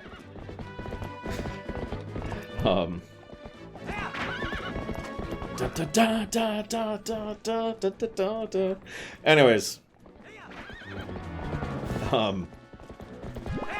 So, what the hell was I talking about? Oh yeah, right. So, okay. From that perspective, there's only so much I can do to be fair, Huthor. Now, I want to be fair. In fact, I spend a lot of time and effort. Hey, it's this cutscene. I spend a lot of time and effort and work in being as fair as I possibly can. But there's only so far I can go. You know what I mean? This is a really cool cutscene. It's also a character moment. Because she just locks up. Now, that's a real thing. People will literally deer in headlights in certain circumstances. So Colin, who I remind you is a coward...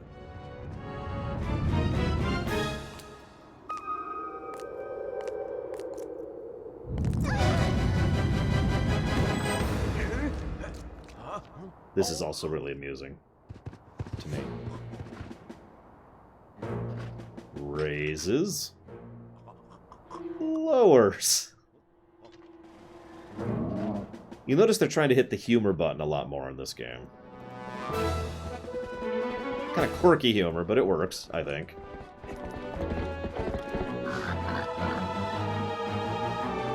So this is one of the only canon explanations we have for why they kidnap children. To provoke people. Remember, one of the big things that he's big on is being challenged. Very Klingon-y kind of a mindset. And he deliberately uses Colin as bait to draw us into a fight. This is as close as we get, though, when it comes to actual explanation for why they do this. Also, thank you for sharing that Mind Blast. That's actually cool to learn.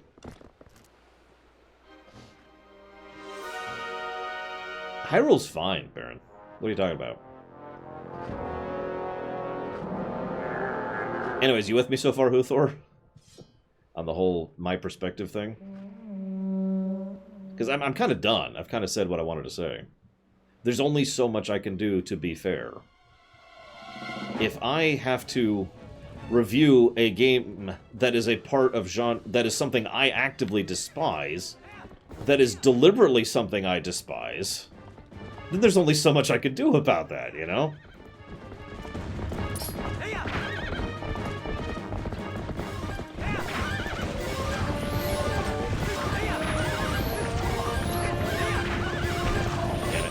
There's no way I'm not getting close enough there. Yeah, almost.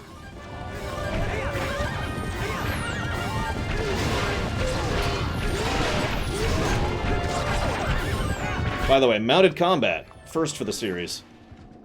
Pretty sure. Give it a fair shot before judging? Well, but I do that anyways. I don't prejudge basically anything.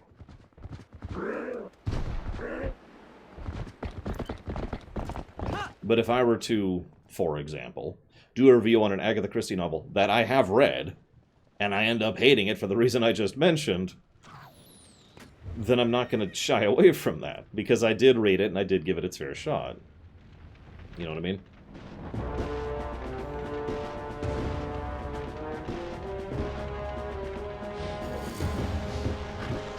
Fortunately, Huthor, so far no one's actually asked me to stream, and thereby review, a Black Licorice game, because that would suck.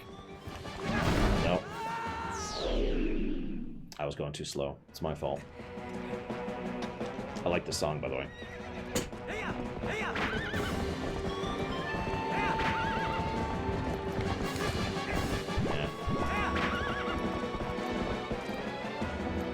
Because I'm not even sure what I would do in that case, really. It's one of the reasons I don't want you guys to ever pay for an SMT run. Damn it. I'm actually not sure what I'm doing wrong here.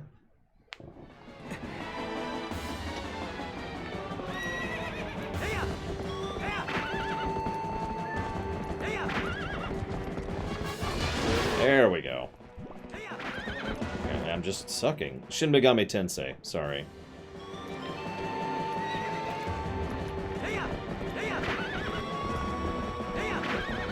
A series that is very Black Licorice for me. Like, really Black Licorice. Well, what I did hyperspeed was...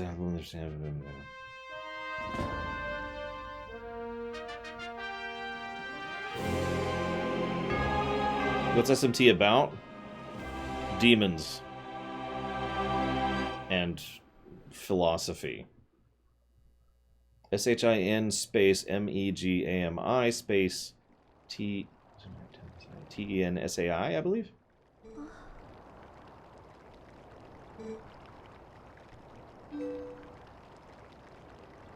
Yeah, two things I don't like. Demons and philosophy.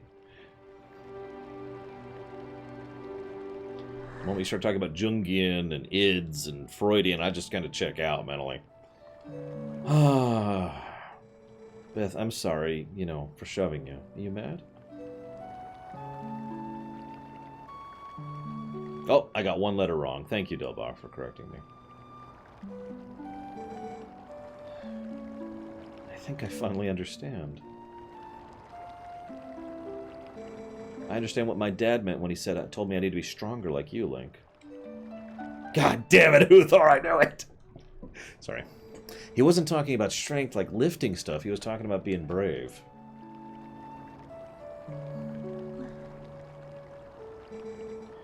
Link, you saved me, didn't you? Yes and no, Boogity. You can do anything.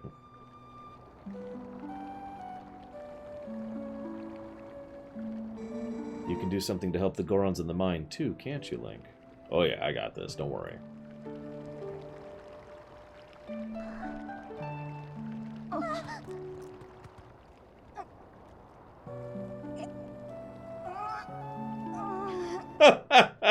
He's trying to hold him.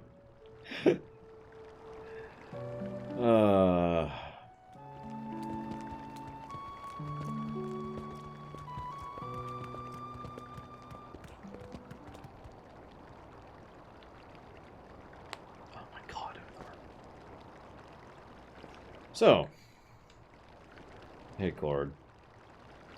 Here's what I'm going to do. I'm going to stab you, and all the heat is going to come gushing out. I'm sorry, I shouldn't joke about that. That was a thing.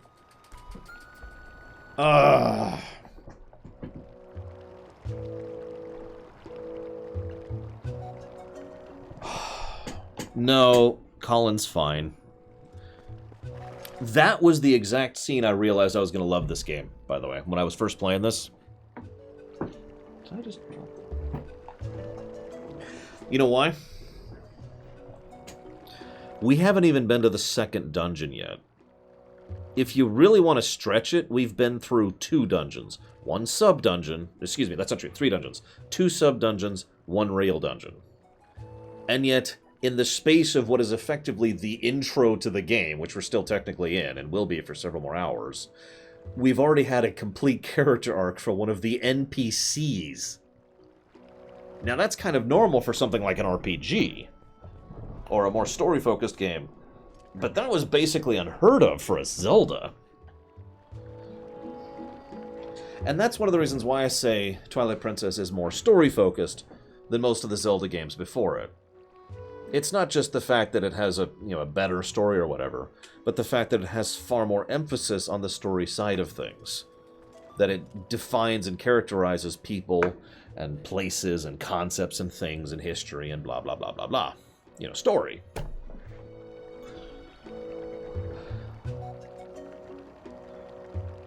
I'm going to go ahead and give a plus to story. This is effectively a plus to story for Colin, but also for the presentation of his arc.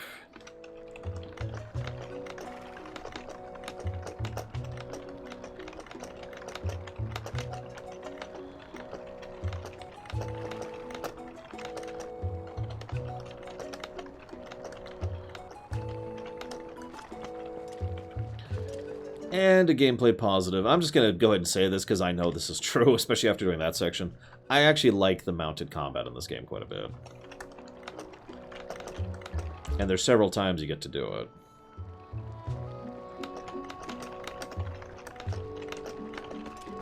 I'm going to keep using the word fluid when describing this game. It's because a lot of this game is very fluid. It's one of the things I like most about it. The pacing and activities flow very naturally from point A to B to C as we're going through this. Alright.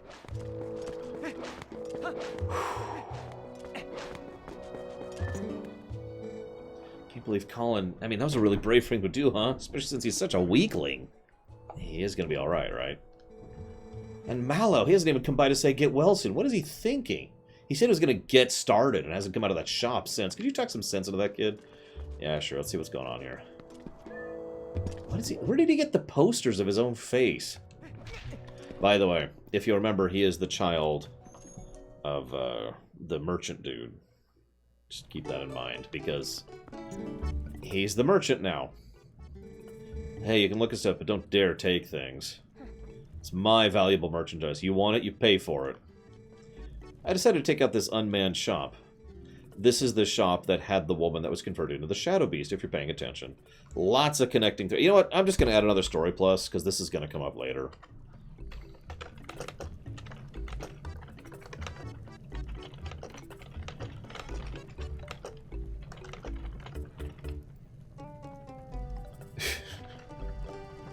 Connecting threads is what this story plus is for. There are a lot of connecting threads in the narrative of this game. Like, a lot. So, do I have enough? I do have enough. Let's go and grab that. We basically need this for the dungeon we're about to do. Maybe I can't become a hero, but I can help people out with heroic business deals. So this is actually funny in its own right. The point here is he is trying to help in his own way, but he's a merchant. Now, I actually really like that. Anyways, to explain what I was just talking about again, there's a lot of connecting points in the story, in the narrative. Later on, we're going to meet a woman who is the sister of the guy who sold us the lantern, and she will reference how both of them went to random, far-out areas in order to sell their wares, and she's starting to think it was a bad idea, and blah, blah, blah, blah, blah. You know. Yeah, sure, go ahead, Huthor. Sorry. Yes, we will... no, yes? Yeah. Do we get the bow next? God, I actually can't even remember. I think we do. Hey, it's you. So I've been thinking about getting things sorted out so I can go ahead and reopen my shop. Thing is, I can't get materials I need from the Gorons anymore. If only someone would make things cool with the Gorons again. By the way, this is a very minor point. But note how the economy of the region is basically shut down thanks to the Goron problem. Again, think about how much mineral wealth the Gorons provide to the entire region. Just think about it. Neither, U.S. Kensington. Although, the fact that he's holding his sword in his left hand should also technically answer that. I think Mallow's supposed to be like 7 or something like that, Jay? It's not that old, but it's not that young either. He can talk in fully formed sentences. So, Huthor, I'm going to ask you a horrible question that you're going to hate me for. What's the death of the author?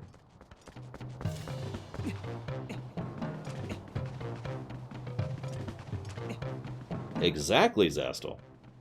There's only 2 versions it's in the left side of his hand. So the graphics should get that part. Basically, with simple logic, you can figure out what version it is just by looking at the sword and the graphics.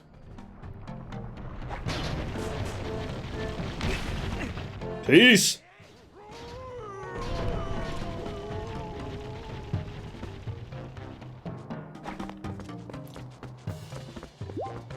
And, as with Ocarina 3, you can put it on a hotkey like this. So, fun fact, the first one's the only one you have to succeed at, which is why I deliberately showed that off there. Now, if I fail at this point, that's going to be funny. Yep, here we go. Damn it. Okay. That was me being an idiot. I always get thrown off because the button prompt shows up really early for some reason. Here, let's try this again.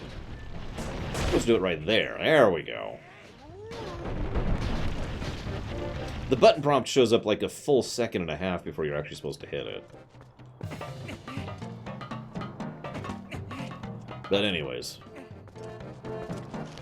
But yeah, help me out, Huthor.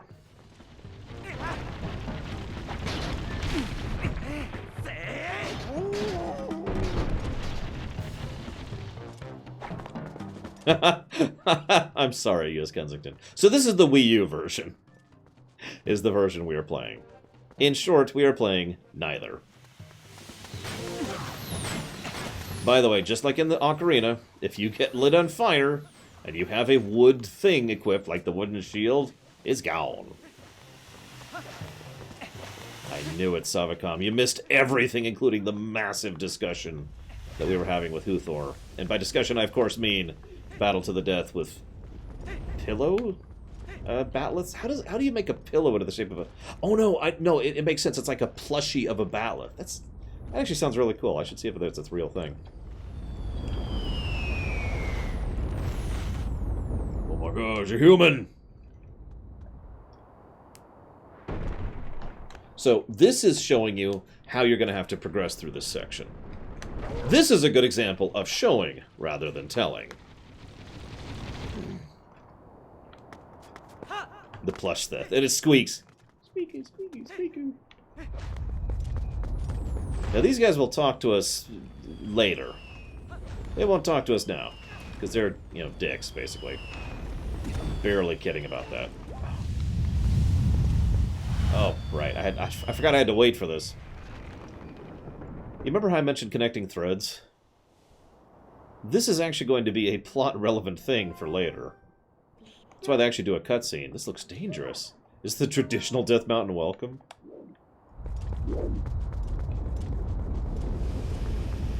Whoop, whoop, whoop, whoop.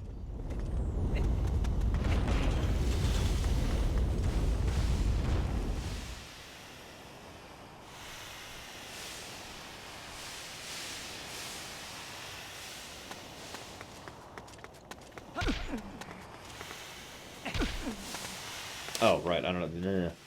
So, sorry, I'm automatically going to the shortcut. I don't even have that yet.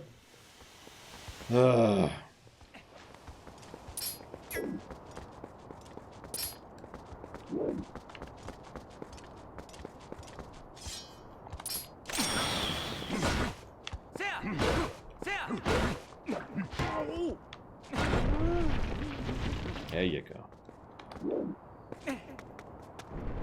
Like I said, that's how you get up right now. Anyways, wait, I can't go that way this time. You can actually go through this area 3 different times, and each time you use a different method to progress through it. It's kind of amusing, really. So, it sounds to me, Luthor, like what you're saying is intent doesn't matter, to put it in the simplest possible terms. I get the extra reasoning. I'm not trying to be derogatory. It's just that sounds like the core elements. Am I with you so far? Is Hushy Love with us so far? If Hushy Love is not with us, why is Hushy Love not with us?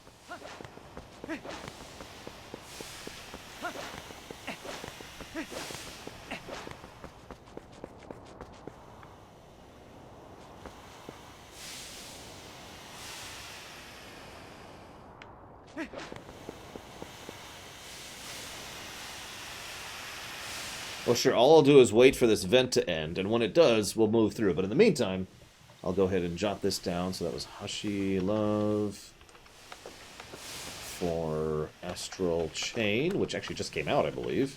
And thank you very, very much for the sub. Much obliged and appreciate, sir. Thank you.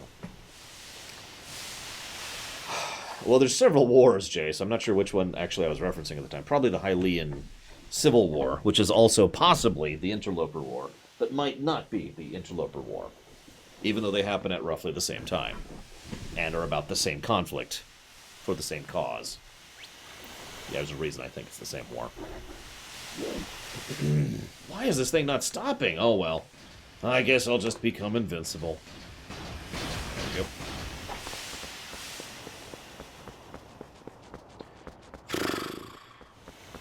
So, you're going to hate my first answer, Huthor. My first answer is I don't think that's a binary question. I don't think it's yes or no.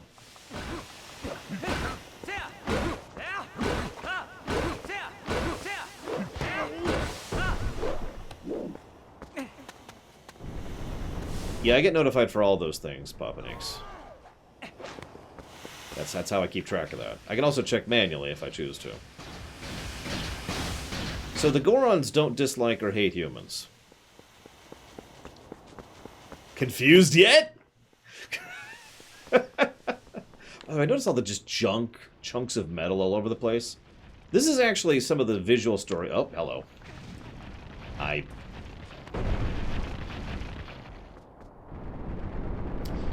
This is some of the visual storytelling that this section of the game does. Because the entire point is to emphasize how much more developed this place was prior to now.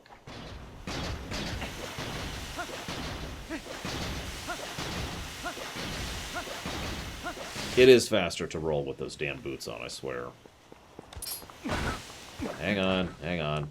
Let me finish addressing Huthor's comments, then I'll talk about Zelda. Really? Okay, fine.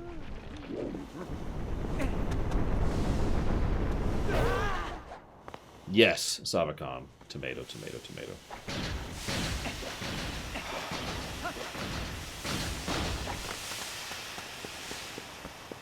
In my opinion, authorial intent is important. It is something that should be kept in mind when judging, speculating, or deliberating on a particular work. It's kind of like developer intent. Now, it is not the end-all, mean-all, and it should not be dismissed entirely. I think that's the simplest and easiest way I can answer that. In short, I can know what the author intends.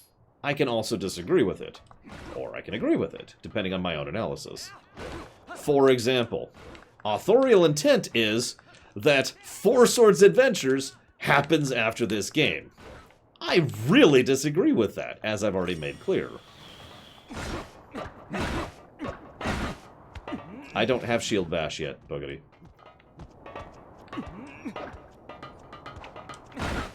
I've actually tried to do it like 3 or 4 times, and I haven't gone and gotten it yet. That's the problem. I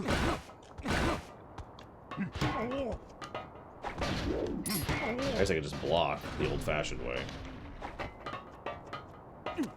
No, you can go get it right now. In fact, I probably should. But I won't, because I'm an idiot. I also don't have the ability to teleport right now, so I'd have to get it the old-fashioned way.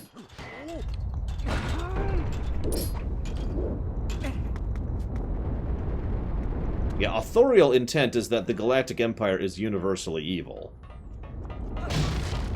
And that Emperor Palpatine was actually an ineffectual and powerless figurehead. I mean, come on. Authorial intent matters, but it's not the only thing that matters. Alright, now let's talk about the reason why the Gorons are hostile to us. Now, I was delaying on that question for a reason, and this is why. So all of them are ready to attack us! They're gonna attack us! Oh no, no! So here's one of the elders. Is this young one such an imposing enemy? You must all gang up on him. I think not, little brothers.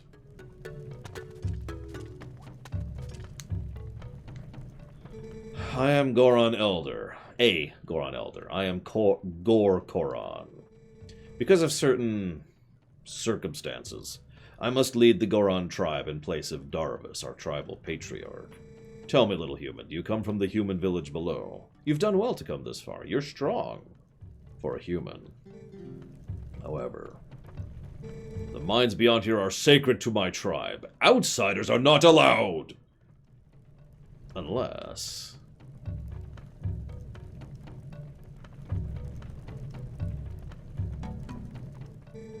I could make an exception, but you would have to beat me in a contest of power.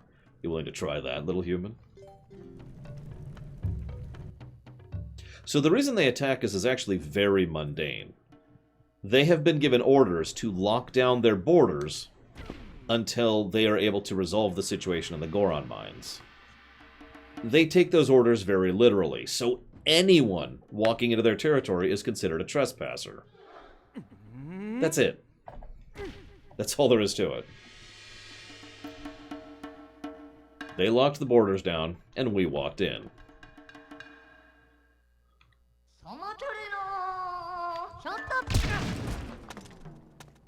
Oh, whoops, that's my fault. That's my fault. Okay, yeah. Take two.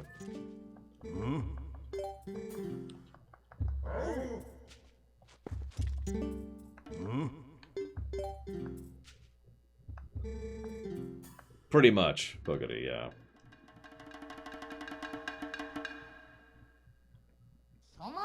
Hello? Why isn't it letting me put on the frickin' boots? Okay, apparently I have to put them on before I walk up there. I swear I could put them on before, like, in combat, basically. But apparently I can't, so what the frick ever.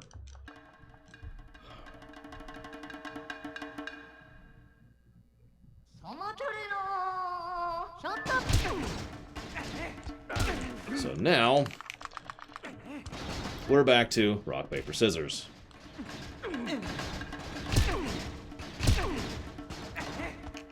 So that's him hitting what I am weak to. Like I said, there's a little bit of strategy to it. Which is funny, because I'm now losing. Now I'm losing even more! Jesus.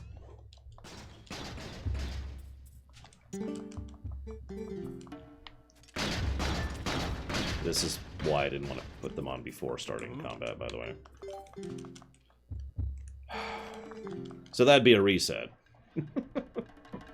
Ignoring the obvious screw-uppers. Anyway, yes, I am familiar with that, Huthor. As with previously mentioned things, that's one of those, I'll judge it based on the circumstances kind of things.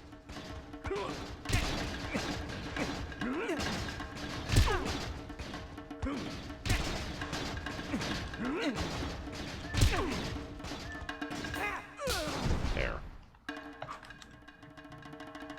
Sadly, mashing is one of the best strategies for this, just like in rock, paper, scissors. Young warrior, you have a strong will and sharp eyes and iron boots. Fine traits. Want to see how well you can use them? You have seen it, I would bet, the mountain erupting without pause. When the mountains began to rage, all four of us elders and Darbus, our patriarch, went inside to investigate its anger. We have a treasure that was entrusted to us by the spirits, and we must protect it, do you understand? But the moment Darbus reached out to touch the treasure, everything changed. He collapsed and before our very eyes transformed into an unspeakable monster. He began to rage through their minds and trailing ruin behind him, and the eruptions grew more frequent and more severe. We used all of our strength to seal him deep inside the mountain. It grieved us to do this to our patriarch, but we had no other course of action. Go to the aid of Darbus. I need your help. On behalf of my clan, I ask for your aid. You too! Let the young warrior pass. Yo. Let me just head up into the... Just give me a minute. This won't take long. Just, hang on. Okay, no, I'm kidding. Let's go.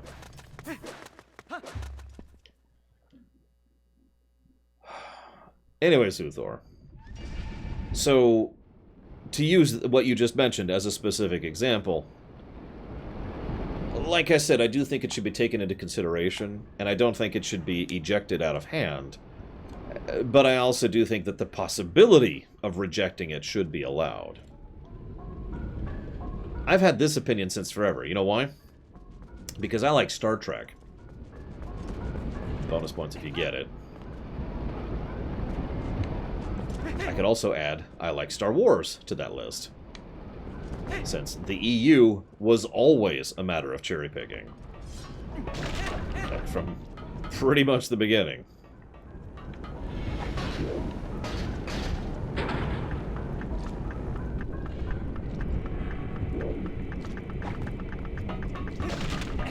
You know, strength is strength, whether it's from a giant thing of boots or, you know, actually being strong. I mean, they're made of rock, and we're made of fleshy squish, so, you know. Did I just say fleshy squish? God, I am tired. Anyways, this is actually one of my favorite dungeons of the game. Yes, Zelda is another excellent example where canon is just... This is one of the reasons why I've always made a clear distinction between the word canon and the word continuity. Just did that. Actually, no, Star Wars. Even in the old EU, that was considered non-canon. Canon, to clarify, is whatever is officially declared to be considered part of continuity. Continuity is how things connect and a byproduct of consequence.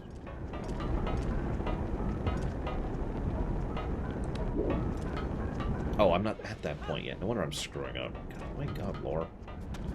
I swear I've played this game before.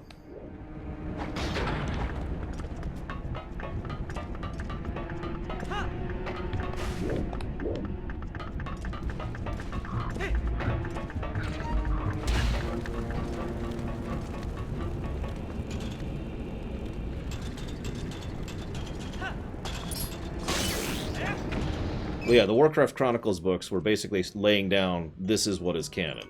It's another reason I keep referring to this encyclopedia at my side here, because that is the creators of Zelda saying, this is what is canon. I don't have to agree with canon, but it is kind of my job, as a lore runner, to report on canon. To talk about it. Favorite setting of all time? Probably Warcraft, honestly. It is pretty high up there, definitely. I know, right, Uthor?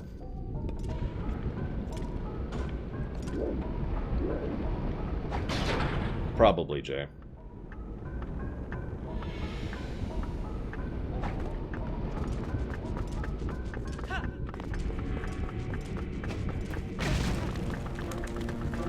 I knew that was coming too, and it still got me.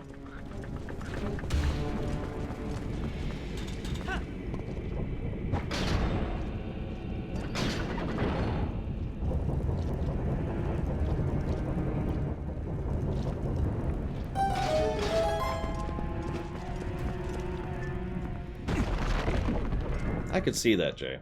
The lava probably helps.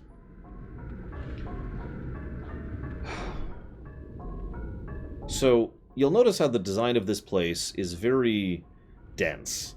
Unlike the Forest Temple, which was all about connecting rooms together, This is about large sweeping rooms that you have to go through multiple times or go around multiple times in order to solve all of its facets. I only point that out to emphasize how they're actually trying to use literal different philosophies when it comes to dungeon design and level design. No, I know it.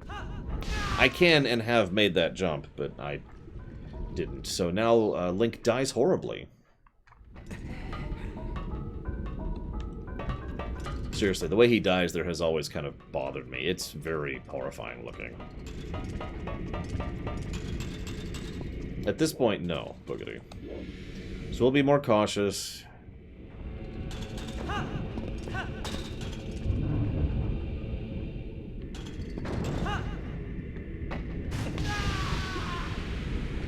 What?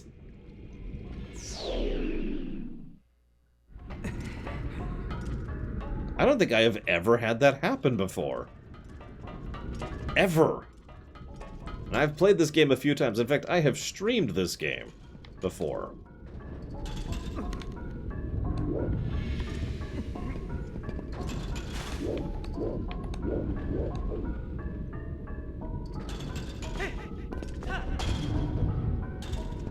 I've never had that happen before. That's crazy. Of course, I'm going the wrong way, too. That's even better. Oh, hang on, let's just do this really quick. It's quicker.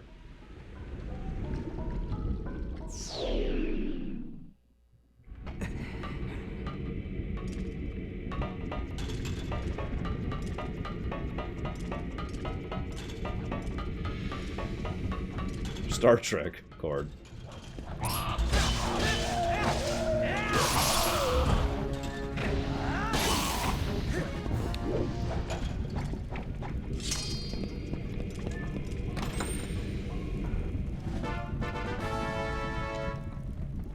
I swear I had a topic to talk about. I can't even think of it now. My brain is just gone.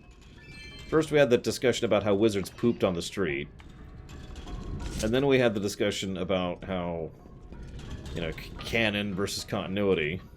We also had a massive discussion about, you know, perspective and objectivity and fairness in reviewing.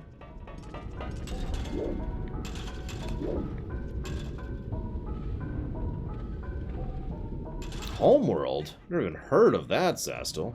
What is this strange and unusual thing? That's not coming out for 3 years. Oh yeah, we also dueled to the death. Can't forget that, too. By the way, if you wonder why I'm sitting so weird, my arm hurts, so I'm resting it on my pillow here, so I can try and have a little less pain.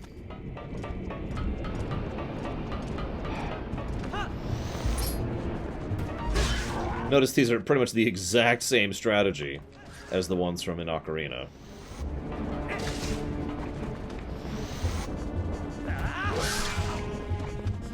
You'll also notice almost everything takes more hits in this game than virtually any of the previous ones. Just interesting to think about for the whole combat focus thing I mentioned already.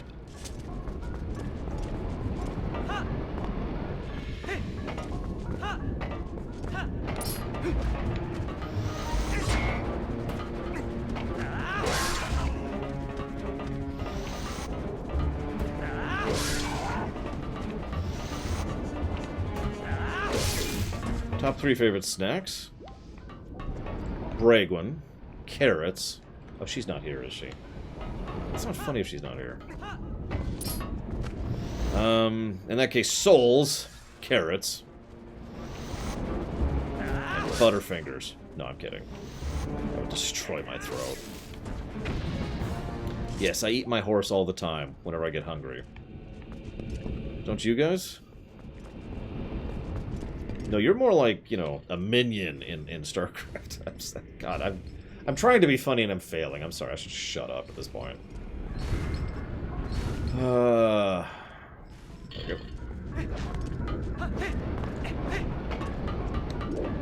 Actually timed that right, holy crap.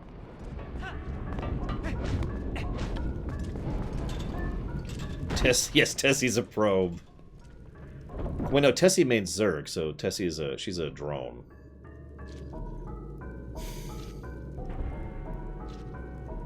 So notice the camera goes way out of its way to show us this thing.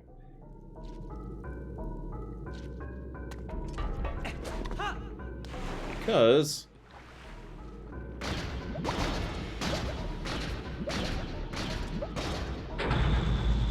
this is the big gimmick of the dungeon. Magnets.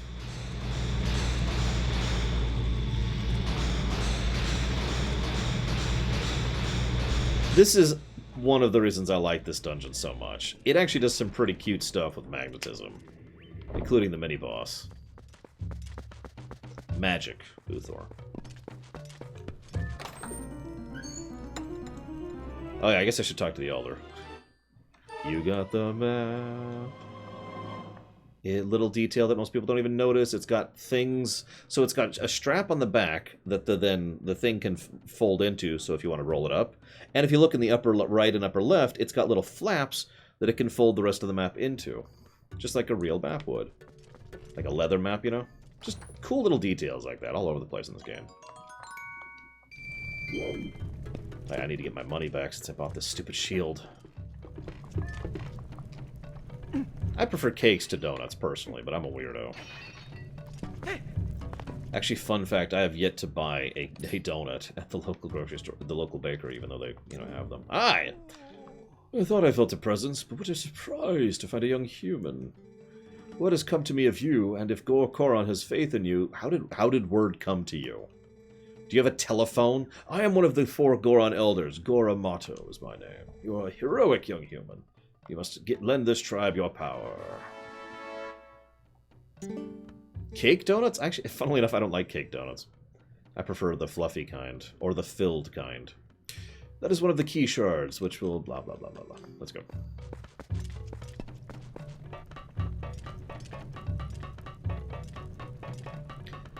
Hi, Myron. I agree, Nintendo should have this level of detail, but I still think it's praiseworthy. It's one of those unique things, and this kind of goes back to what I was talking about with Uthor. If I was asked to review something I hate, I can only be so fair. But if I'm asked to be reviewing something I love, the same applies. Like, I try very hard not to gush too much about these things. And it's pretty hard to do sometimes, because these games are awesome.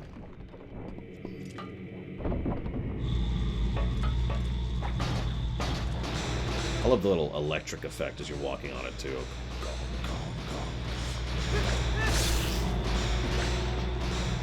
Anyways.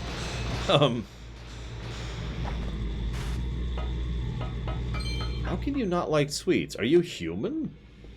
Are you insane? Are you evil? It's okay if you're evil. We're not here to judge. Notice how once again there's a density to the room. So we go out the room, literally in a different route we came in, leading us to the previous room we've already been through, putting us through yet another path in the same room. You see what I mean by the dungeon design being noticeably different, just in its core philosophy?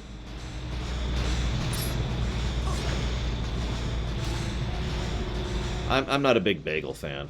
Unless they're sesame bagels. I love sesame bagels. Especially toasted. Yes. Yes. Good. So we get sesame bagels, get a bit of baked avocado on there.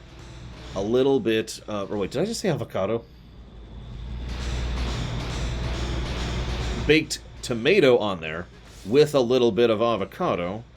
Some bacon. And some scrambled egg, I think. There you go. What do you think, guys? Sound good?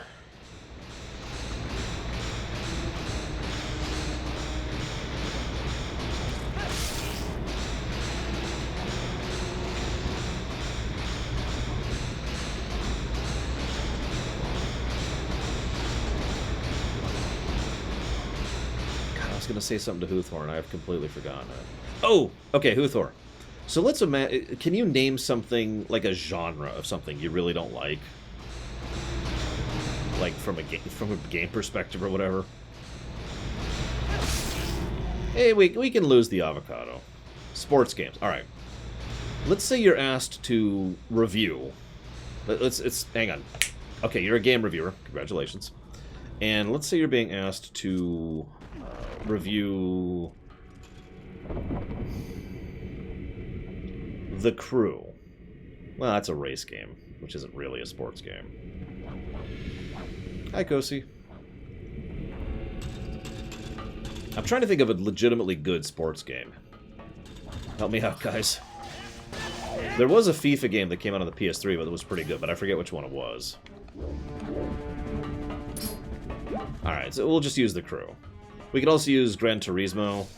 You're funny, Eric. I thought of that too, that's the best part. We could use Gran Turismo. We could use Mario Kart.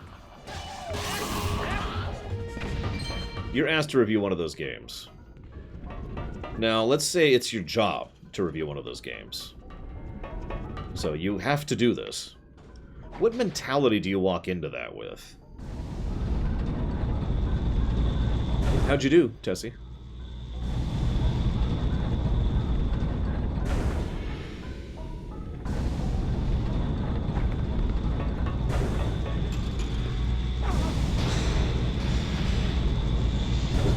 Notice we have now made a shortcut back, by the way, in case we leave the dungeon.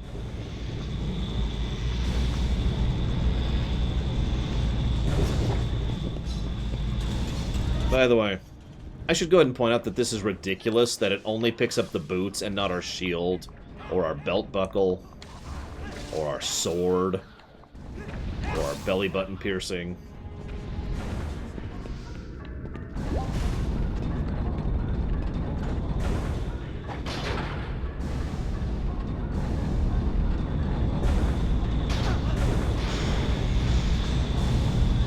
I mean, I have to point it out. I get why, but I have to point it out. Because we have an aluminum sword. The Ordon sword, which our surrogate father made, was made of aluminum.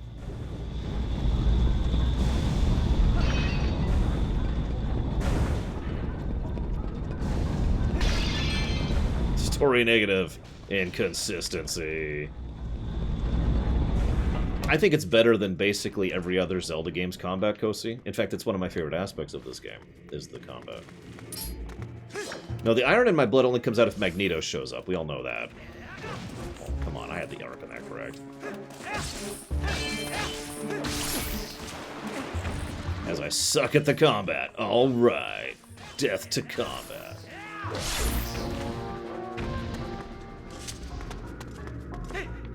I mean, I guess these are specifically the iron boots, so maybe we have steel equipment and iron boots.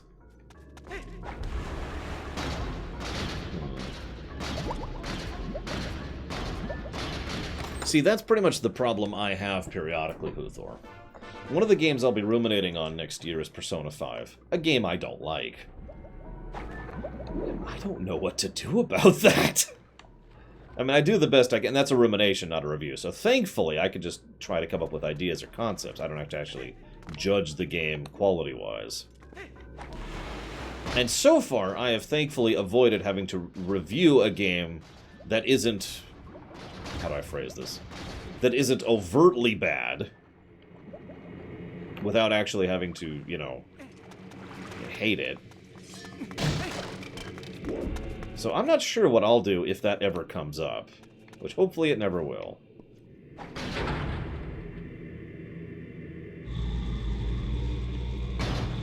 What's wrong with Persona 5? Well, it's a Persona game.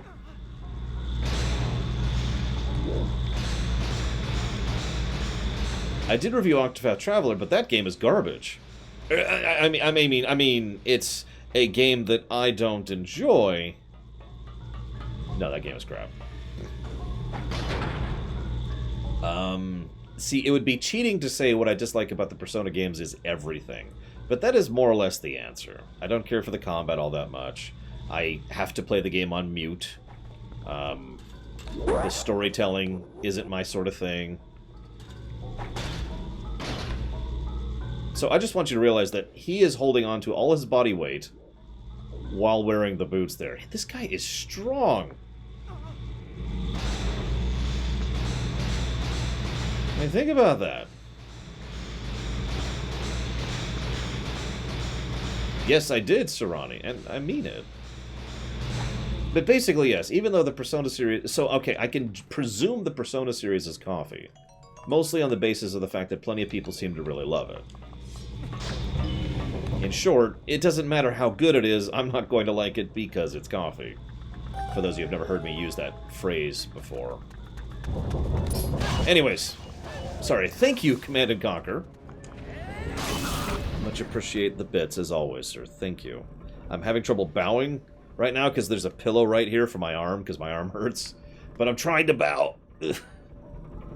Hang on. I don't have anything to grab to pull myself forward. Hang on, let me try. Okay, I'm bowing. I'm bowing. Yeah. Okay, I did it. Whew. Thank you, Command & Conquer 2. Oh, God!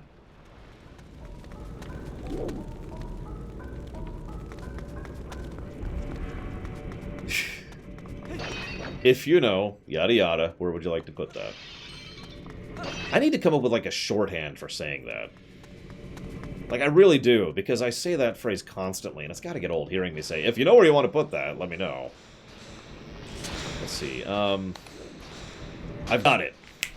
Anytime I say, so, would you prefer to be stabbed? No, that's still too verbose. Help me out, guys. What's a shorthand for that?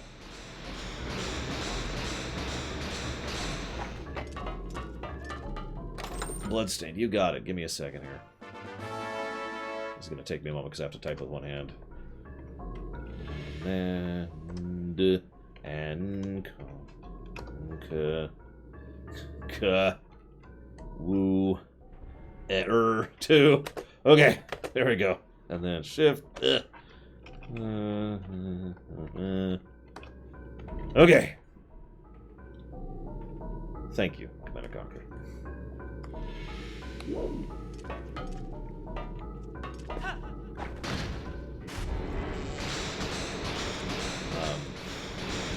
No, Kosi. No, no, no, no, no, no, no, no, no, no,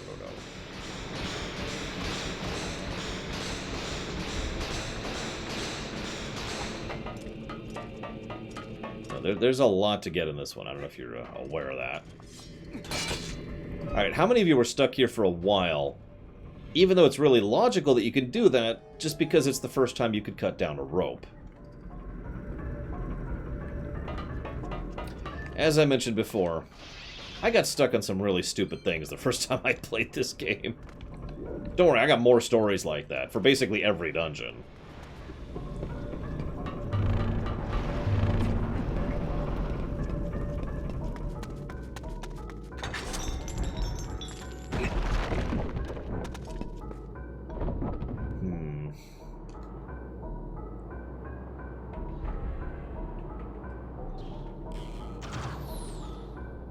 What I should probably do is I'd probably translate something like, where would you like that, into Imperial, and then just start saying that. And then over time people will be like, aha! Worst dungeon in this game?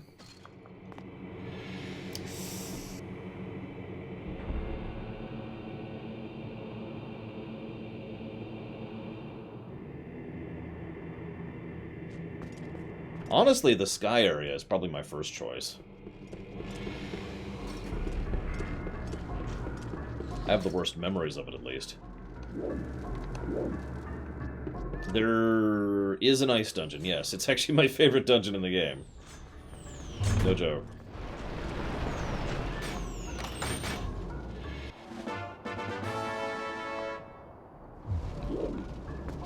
It doesn't mean it's a bad dungeon, Boogity. It just means it's my least favorite.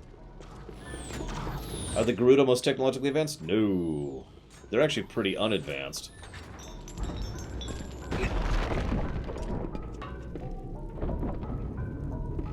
That's an interesting question. I don't know. Hey, Bragwin, are you there? With your amazing bot powers that you have. I need access to your amazing bot powers, Bragwin.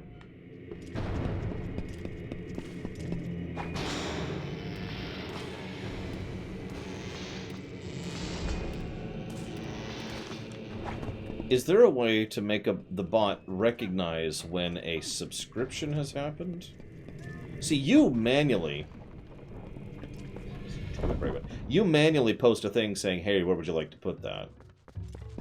And that's cool, but can we automate that? Let's just go ahead and summarize the question here. Ah, the young human. I'm seized to make you this far, brother. I'm one of the 4 elders of the Goron tribe, Gor Abizo, and we'll be seeing him later. You have heard the plight of a patriarch, otherwise you would not have come to see me. Ugh. Yeah, take this, brother.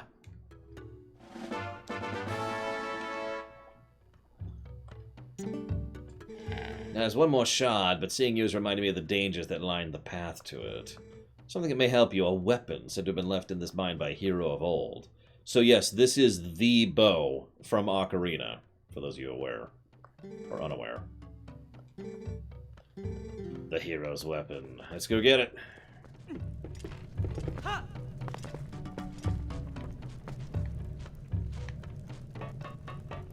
Yes, Shikor. Oh, by the way, Shikor, I've meant to say this like 3 times in a row. I just want you to know that I saw your comment on the Fire Emblem rumination, and it made me laugh. Oh, the bow's great in this game.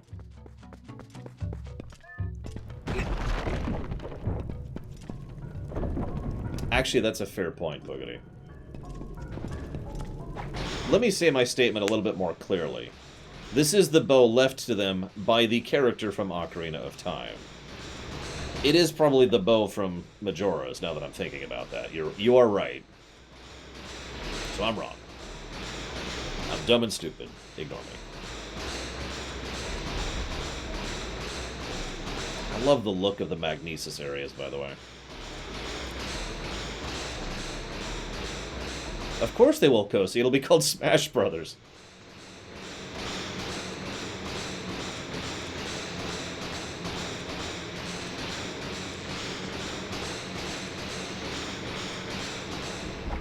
What we really need is Linkle in Smash Brothers. Then we'll have even more Links in Smash Brothers.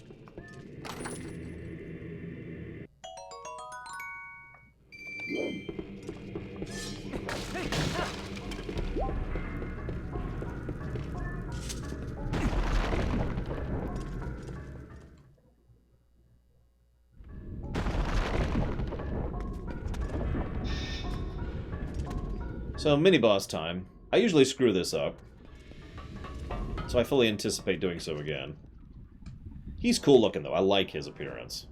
Oh, human! What business does a human have come here? None! No business! This is a forbidden place. I will protect the treasure from you! I'm dumb. Dumb man engaged.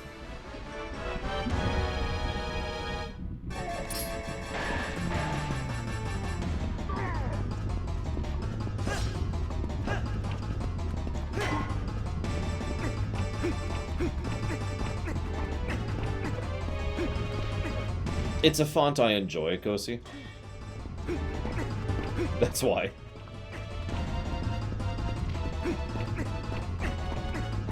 Hang on. Okay, fine.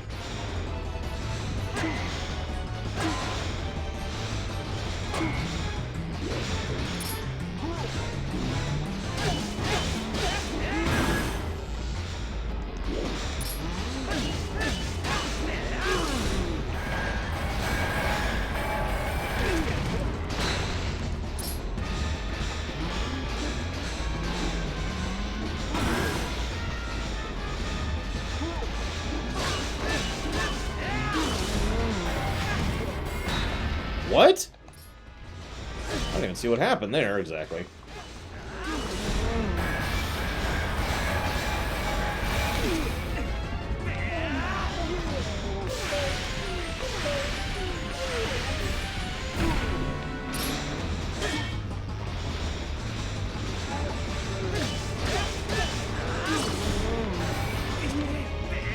I didn't know that, Pogity. Holy crap.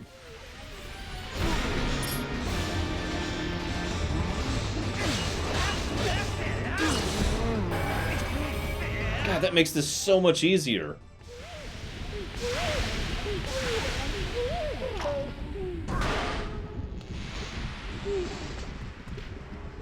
Ugh, that hurt a lot. Who knew that humans are capable of such feats of strength? Maybe you're going to see the patriarch of our tribe?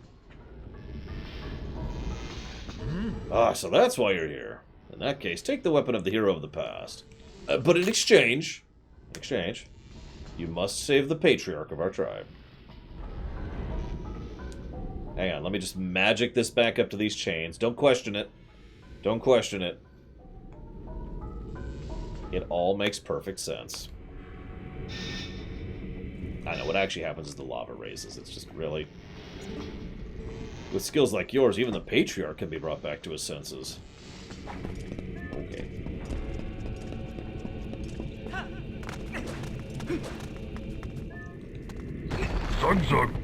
Oh crap, it's Command & Conquer 2 again! Okay, hang on, gotta do the bow thing.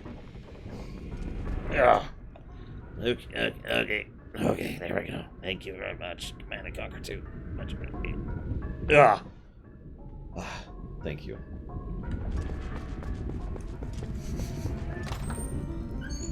So this is the bow. This is the bow, it's pretty cool.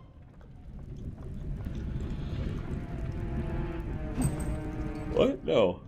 I think we have enough fire here. And of course, gyroscopic aiming.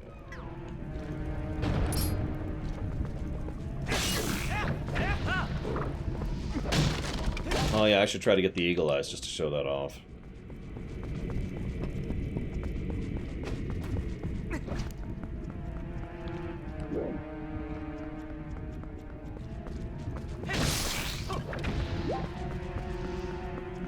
So, as per usual,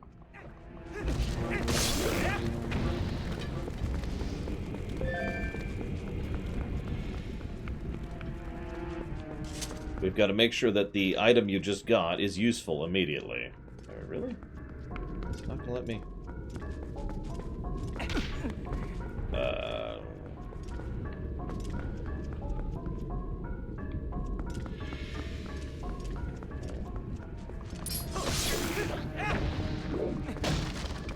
Hang on. What? Oh. What's this one? There we go. There we go. Now they're active.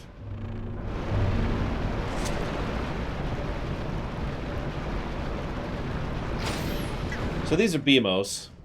They're actually a lot easier to deal with than they are in most of these games. In most of Zelda games, I should say. They're probably some of the easiest BMOs you'll ever encounter. Especially since they're mostly a matter of aiming. And their range is much more limited than most BMOs. It's not like LTTP, where they can literally hit you through walls, because screw you.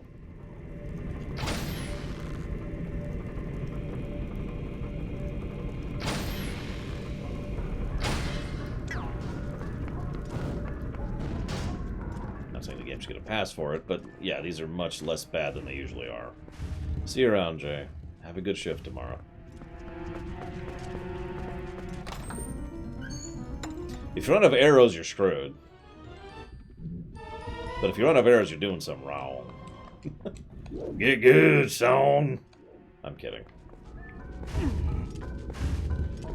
I stand by my statement, though. LTTP BMOs are the worst BMOs. Those things are just mean. Unforgivably mean. Oh, there you are. Four hearts of damage. Oh, you didn't move an inch?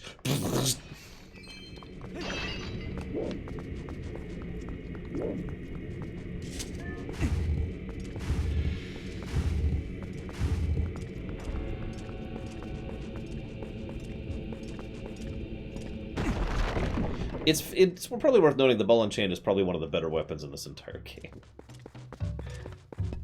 I've only finished a Link to the Past, I don't know, 300 times. I do randomizers as a way of helping me fall asleep, so... I beat Link to the Past almost nightly. Here you are at last. I heard you might pay a visit, young human. I am farsighted in all things. There you go. The last key shard. It looks really cool. If you use that key, you can open the room where Darbus, the patriarch, is having. Now, who knows how powerful Darbus is in his new grotesque form. But I suppose I should trust your power, considering you came this far.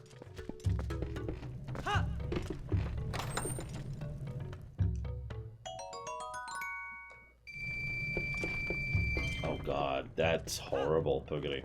Also, notice how they have, like, the Dodongos up on the wall. Just dried out Dodongo skins. Oh, I bet, Poogity. God.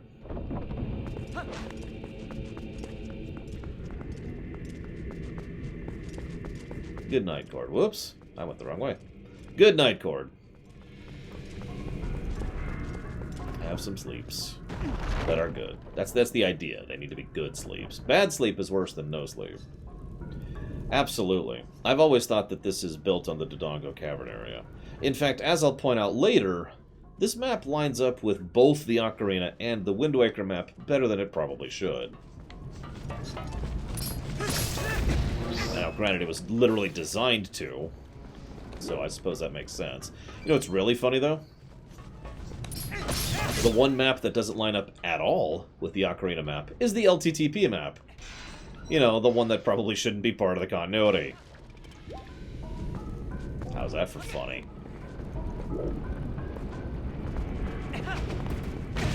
Whoops, pay attention, Laura. A purely evil character? Oh, jeez, I don't know.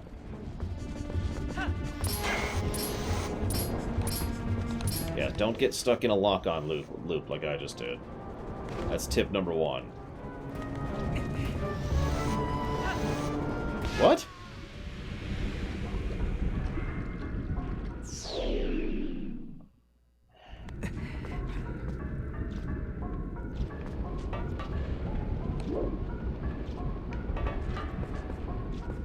No, Savicom. And funnily enough, I won't, because it doesn't.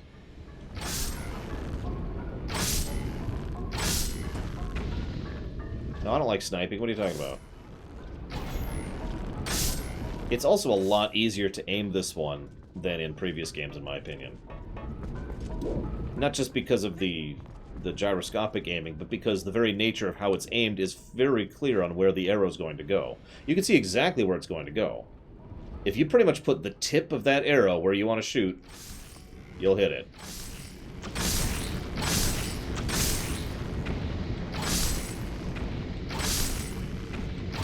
See?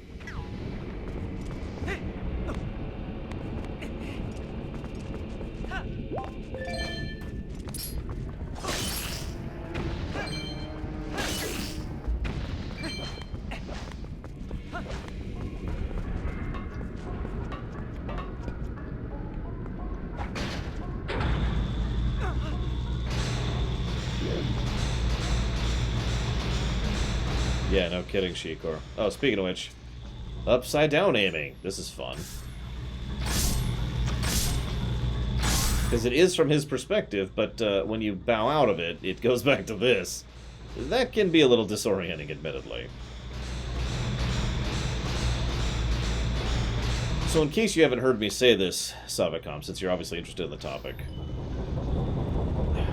the way I like to think of the Zelda franchise, forgive me for those of you who've heard me say this before, the way I like to think of the Zelda franchise is in brackets. The way they intend it is the 3 timelines thing, but the 3 timelines thing is bullcrap.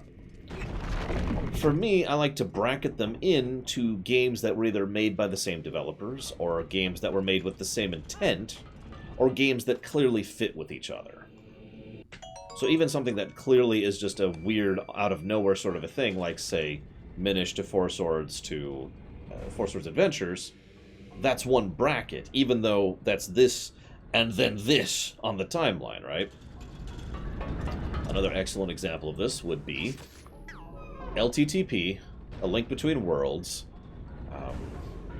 Zelda, hang on, it's LTTP, Oracles, Link Between Worlds, Zelda 1, Zelda 2. All 5 of those, I think I got the order there right, are all basically another bracket. Now, as I talked about during the Ocarina run, Ocarina was... Oh, I did miss Awakening. My bad. Anyways, as I talked about during the Ocarina run, Ocarina was built with the intent of being the backstory to Link to the Past. So you could say those two connect, but the problem is they really don't. And the more you think about it, the less that it makes sense for Link to the Past to be directly connected to Ocarina. This is in no small part thanks to Wind Waker and Twilight Princess, which effectively completely change the consequences of Ocarina and don't have room for a Link to the Past.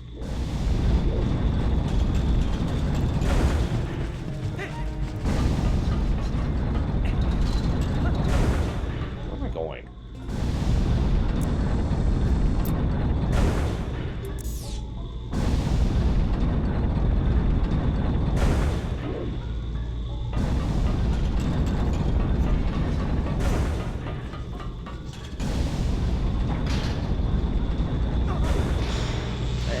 See, the problem is, Puggy, I don't fully agree with you. I mean, it could make a vague sort of kind of amount of sense, sure. But not in the way, any way that actually is coherent or keeps in line with the way that the series has been built.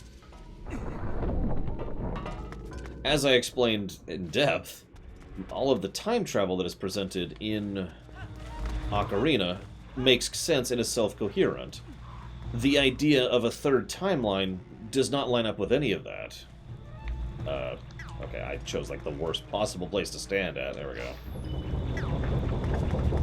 In short, to put it into simplistic terminology, if time works in a sense that there's a third invisible timeline in which Link failed to kill Ganon, then it would be more accurate to say that there are infinite timelines. And every single one of those branched out from all of the many, many different permutations of exactly how that could have gone.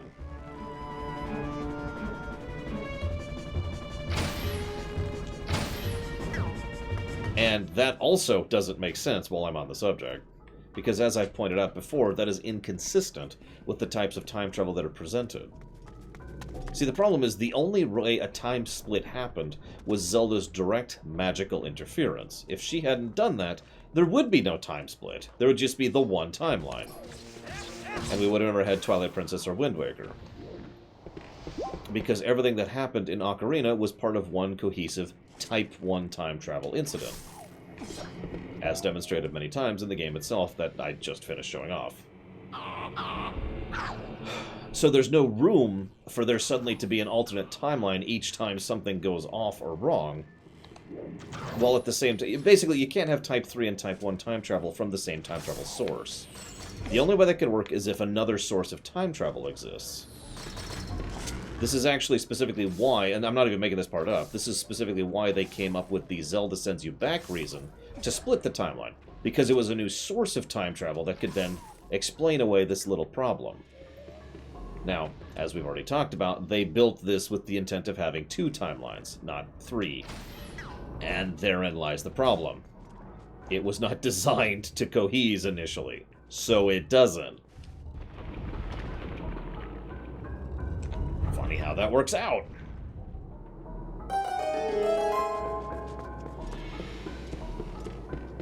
What series does backloading well?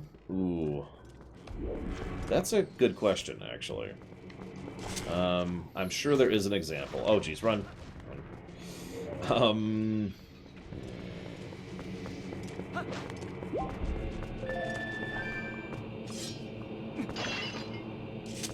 Up to a point, I would say Warcraft does.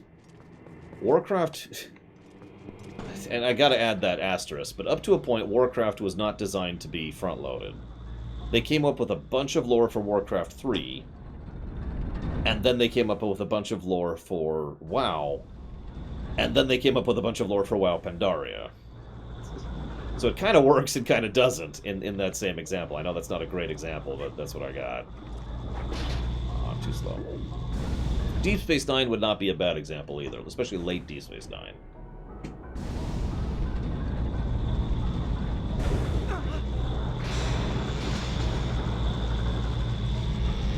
This is one of the reasons why, at a certain point, I don't try to make canon sense of a story. We were talking about Death of the Author earlier. Oh, right, I need to do this. I forgot about this. Ah! Oh, come on!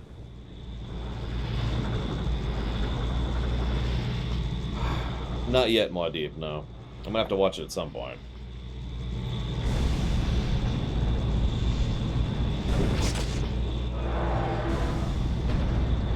Thank you for looking, Bragwin. I'll have to figure out what Stream Elements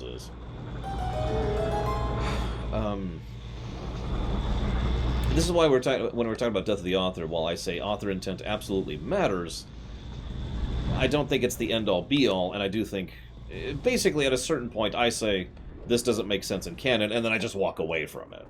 Now, I know I'm actually apparently semi-unique in that, because I have seen plenty of other lore people on YouTube or on streams or in real life who have taken pretty much the exact opposite mentality there of, you know, we have to come up with an in-canon explanation for things, even when there isn't one. You know what I mean?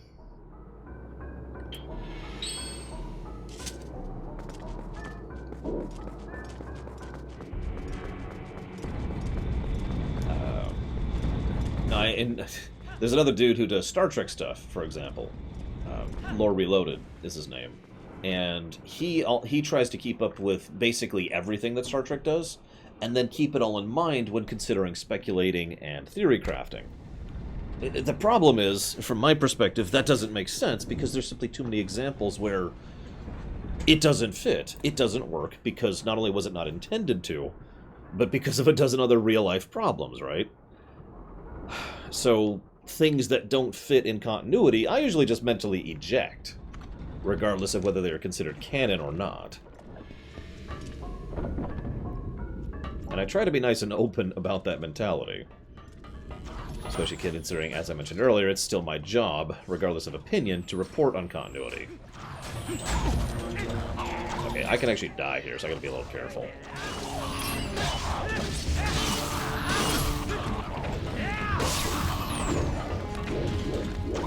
Really? Okay. And I also agree we shouldn't take fiction too seriously. But... God dang. But I also disagree with pretty much the exact opposite opinion of... You know, fiction doesn't matter, basically. You know what I mean? Well, thank you, Dagoth Gilvoth. I do try in my own failed and terrible way, but thank you. It's nice to feel appreciated. Yeah, the "it's just a game" argument has never held any kind of water with me.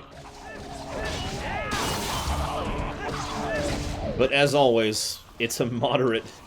I know this is going to sound crazy, guys, but I tend to take a bit of a moderate view on it. Fiction matters, but it doesn't matter to the point where it's all that matters. I'm not going to threaten someone... I'm not going to tell someone, you should kill yourself, because of a disagreement over fiction. That's... wrong. You know what I mean? Nuki! I mean, they did attack me, Boogity. Boss time. Oh, it's bio.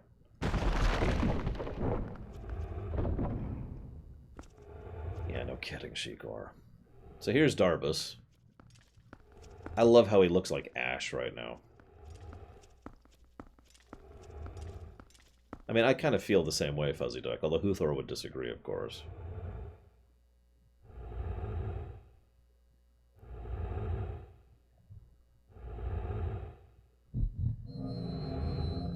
Oh my god, it's the Eye of Sauron.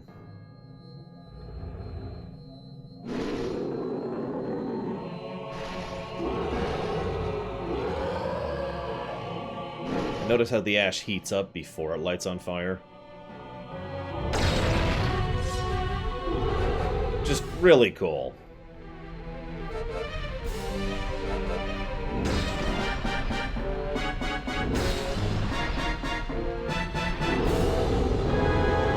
Honestly, I think it's just that he sees anything, Boogity.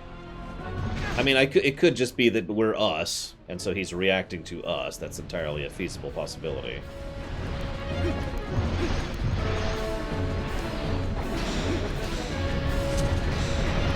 No? Okay, this is proving harder than it should be. Alright, fine, we'll do it the old-fashioned way. You can do this without doing this. Ugh! Oh, Jesus! Hang on.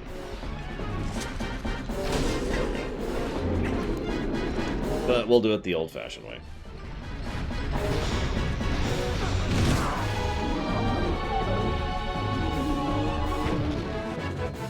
So, if it's not obvious, you don't actually have to shoot him in the eye to do that. But obviously I suck too much to manage that, so we're gonna have to do it the normal way.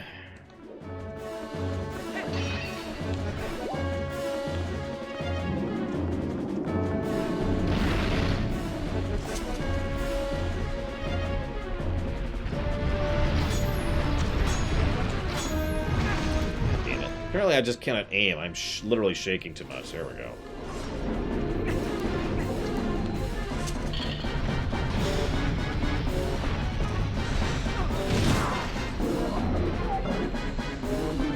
I suppose I shouldn't say it so definitively. I've never managed that trick. And it's possible I just wasn't paying enough attention.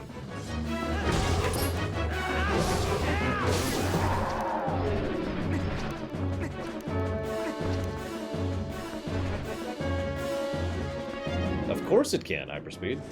Really, anything can be a plus. Does it add to the enjoyment of the game? It's a plus.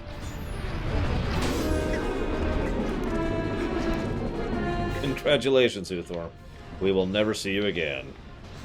However, you might get about a fifth of a level tonight. I'm sorry. I'm feeling snarky. I apologize.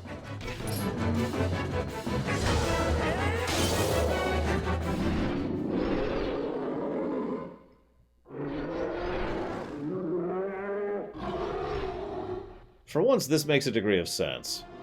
They didn't seal him away because... Well, okay. They imply that they'd sealed him away not because they couldn't defeat him, but because they didn't want to, because he was their patriarch. So we defeat him, because we're strong enough, and we're not them. And notice there's a person left over when the shadow falls off of him. One of the only times that happens.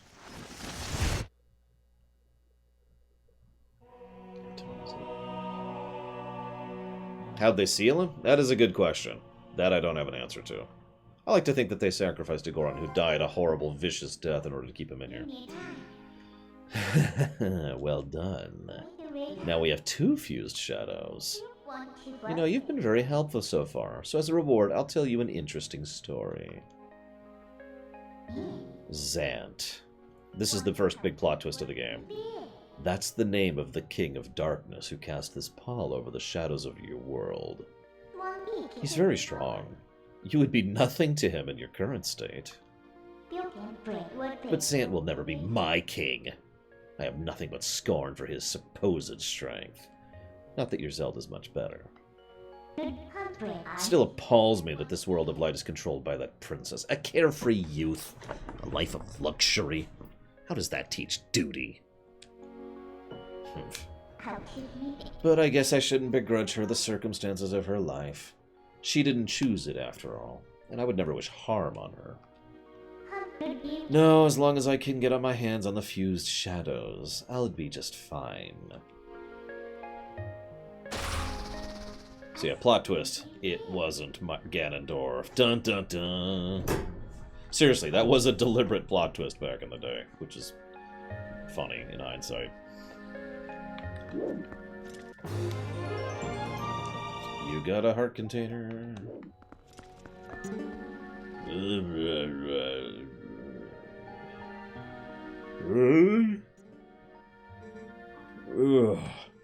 What am I doing here? My head aches. Yeah, sorry about that, buddy.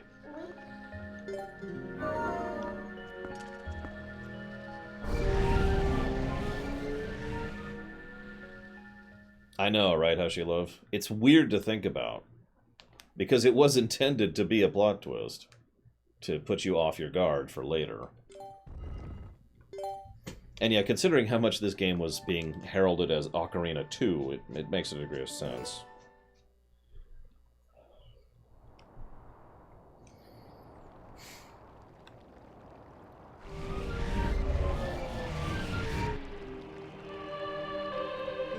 That's a cool idea. I like that, Pogody. And they just locked the door, so to speak. North of here is your next dungeon area that you should go to. Did you just watch me teleport in? It's okay, Colin survived.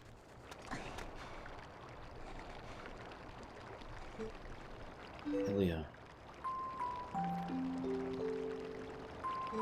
You've got to save Hylia. Those monsters left me with the other kids, but they must have taken her somewhere else.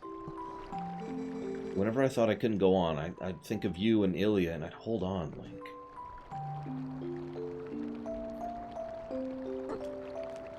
Random thought of the day. This game should have had the balls to kill Hylia. Just my feeling on the matter.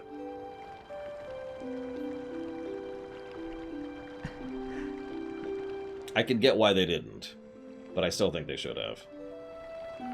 Remember what I told you back in Ordon? When I grow up, I'm going to be just like you, Link. So you don't have to worry about me anymore. Go help Hylia.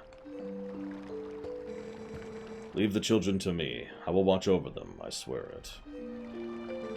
Do not let their fates trouble you. Go to those who need you. In Hyrule, countless tales are told of the character from Ocarina of Time, because for some reason, people won't shut up about how great a game it is. And your deeds bring all of them to mind. May the graces of the great goddesses who shaped Hyrule bear you on your way. Screw them!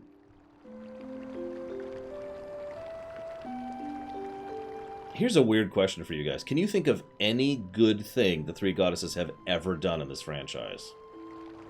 Like a definitively good act. Can you think of even one? Because I can't. Making the world? That's not a good act. That is a neutral act.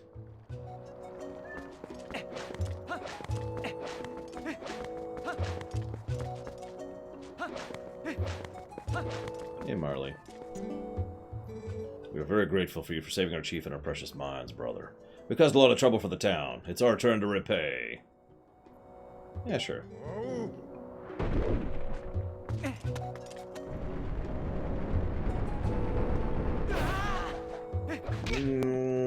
No, I don't think that counts, Shikor, because...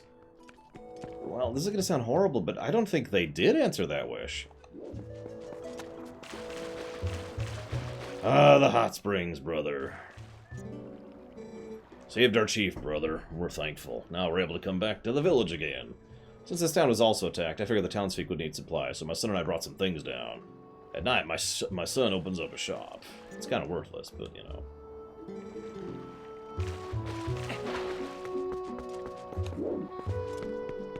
I mean, that is actually a possibility, Poogity, although I doubt that's the author intent.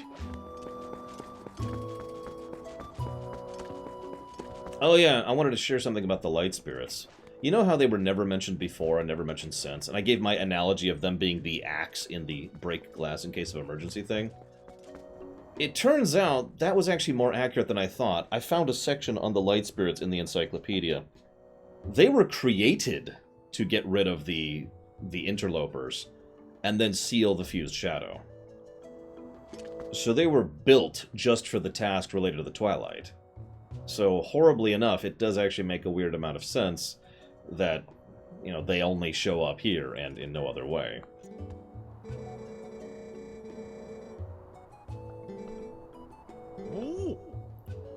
Not right now. Thank you, though. Notice they will now launch you willingly instead of you having to beat the crap out of them to get them to launch you.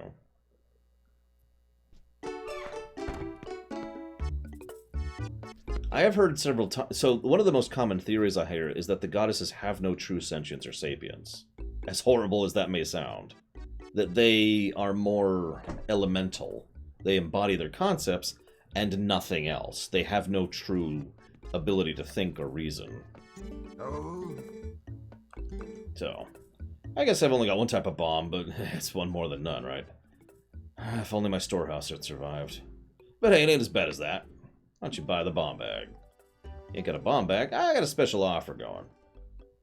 My bomb bag premium kit, which comes with bags and bombs. Okay. You can combine arrows and bombs to do bomb arrows. It's pretty awesome. So now we have access to bombs.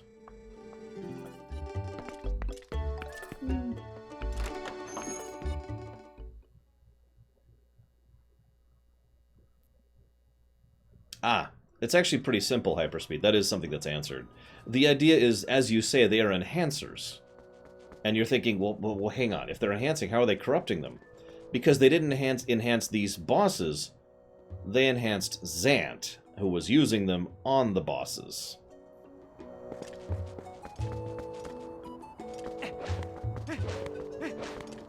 If you follow.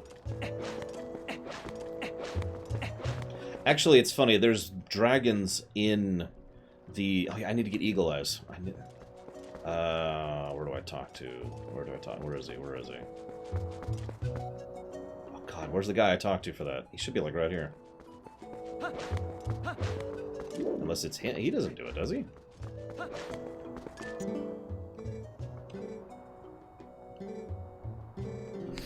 Okay. Yep. I know where to go. I know where to go.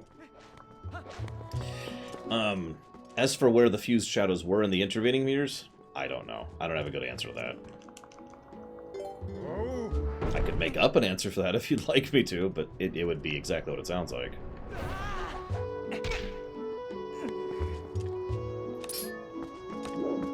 I would laugh if I wasn't crying.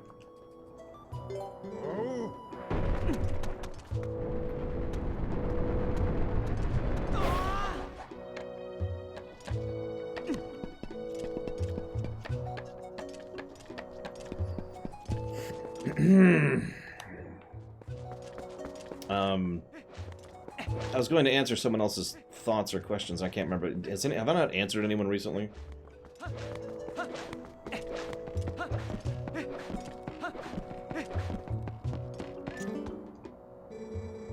Oh, probably not even a day, hyperspeed. He just rolled over Hyrule. Again, even though you could argue something for the scene we saw, it is a narrative point that the military of Hyrule is pathetic. This is a kingdom that's been at peace for decades, who has probably never even known war in any strict sense of the word. They have no defenses, no organization. They are basically emphasized to be decadent. And we see several signs of this as we go through the game. In fact, Minda just mentioned something about that, where she talked about how Zelda grew up a life of pampered luxury, as opposed to actual hardship.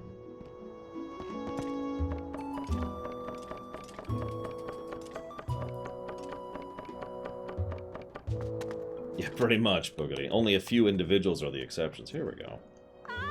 Check me out. I'm up here keeping watch for the whole town. No more monsters trying to attack, and I'm going to be ready. I'll shout my head off and warn everybody. Ah, but if only I had a bow. Oh, you have a bow. Please teach me how to use the bow. Okay. Yeah, it's a really weird problem. I've never even so much as seen you hold a bow.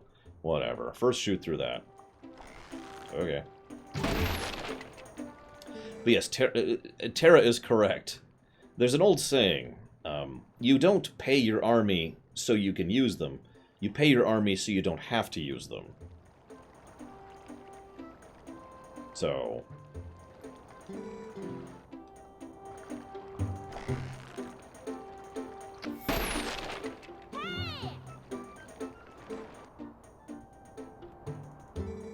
Try to hit this pole. This took me so long to do on the GameCube version.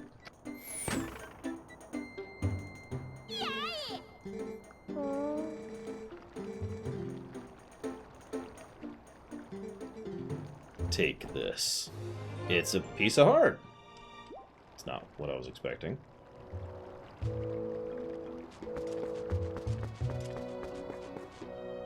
Do I not get the Hawk Mask thing? Well, in the GameCube version, the way it worked out was this.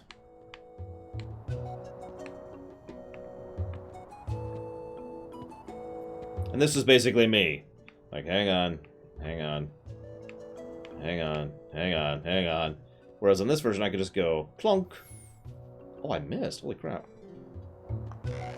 I can't believe I missed that. Nah, I actually hit it that time. There we go. Anyways.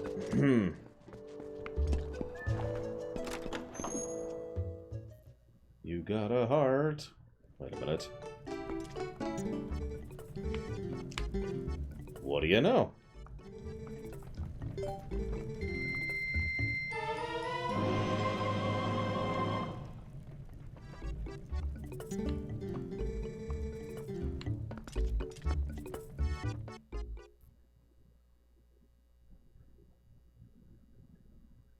I don't actually remember this being super useful in the game, but it's still a cool thing. Here, I'll show it off. See you around, Hushy Love. Get some good rest. Alright, so let's do this.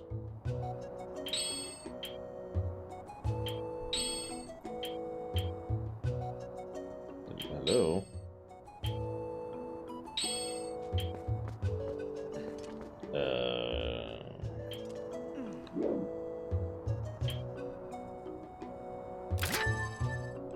There we go. Well, that's a little weirder. So,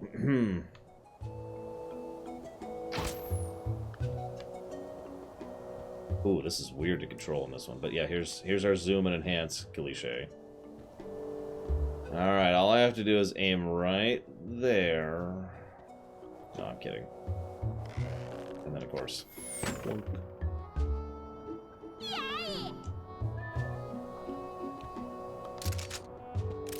Oh, I can just switch back and forth. Okay, that's kind of cool. Anyways.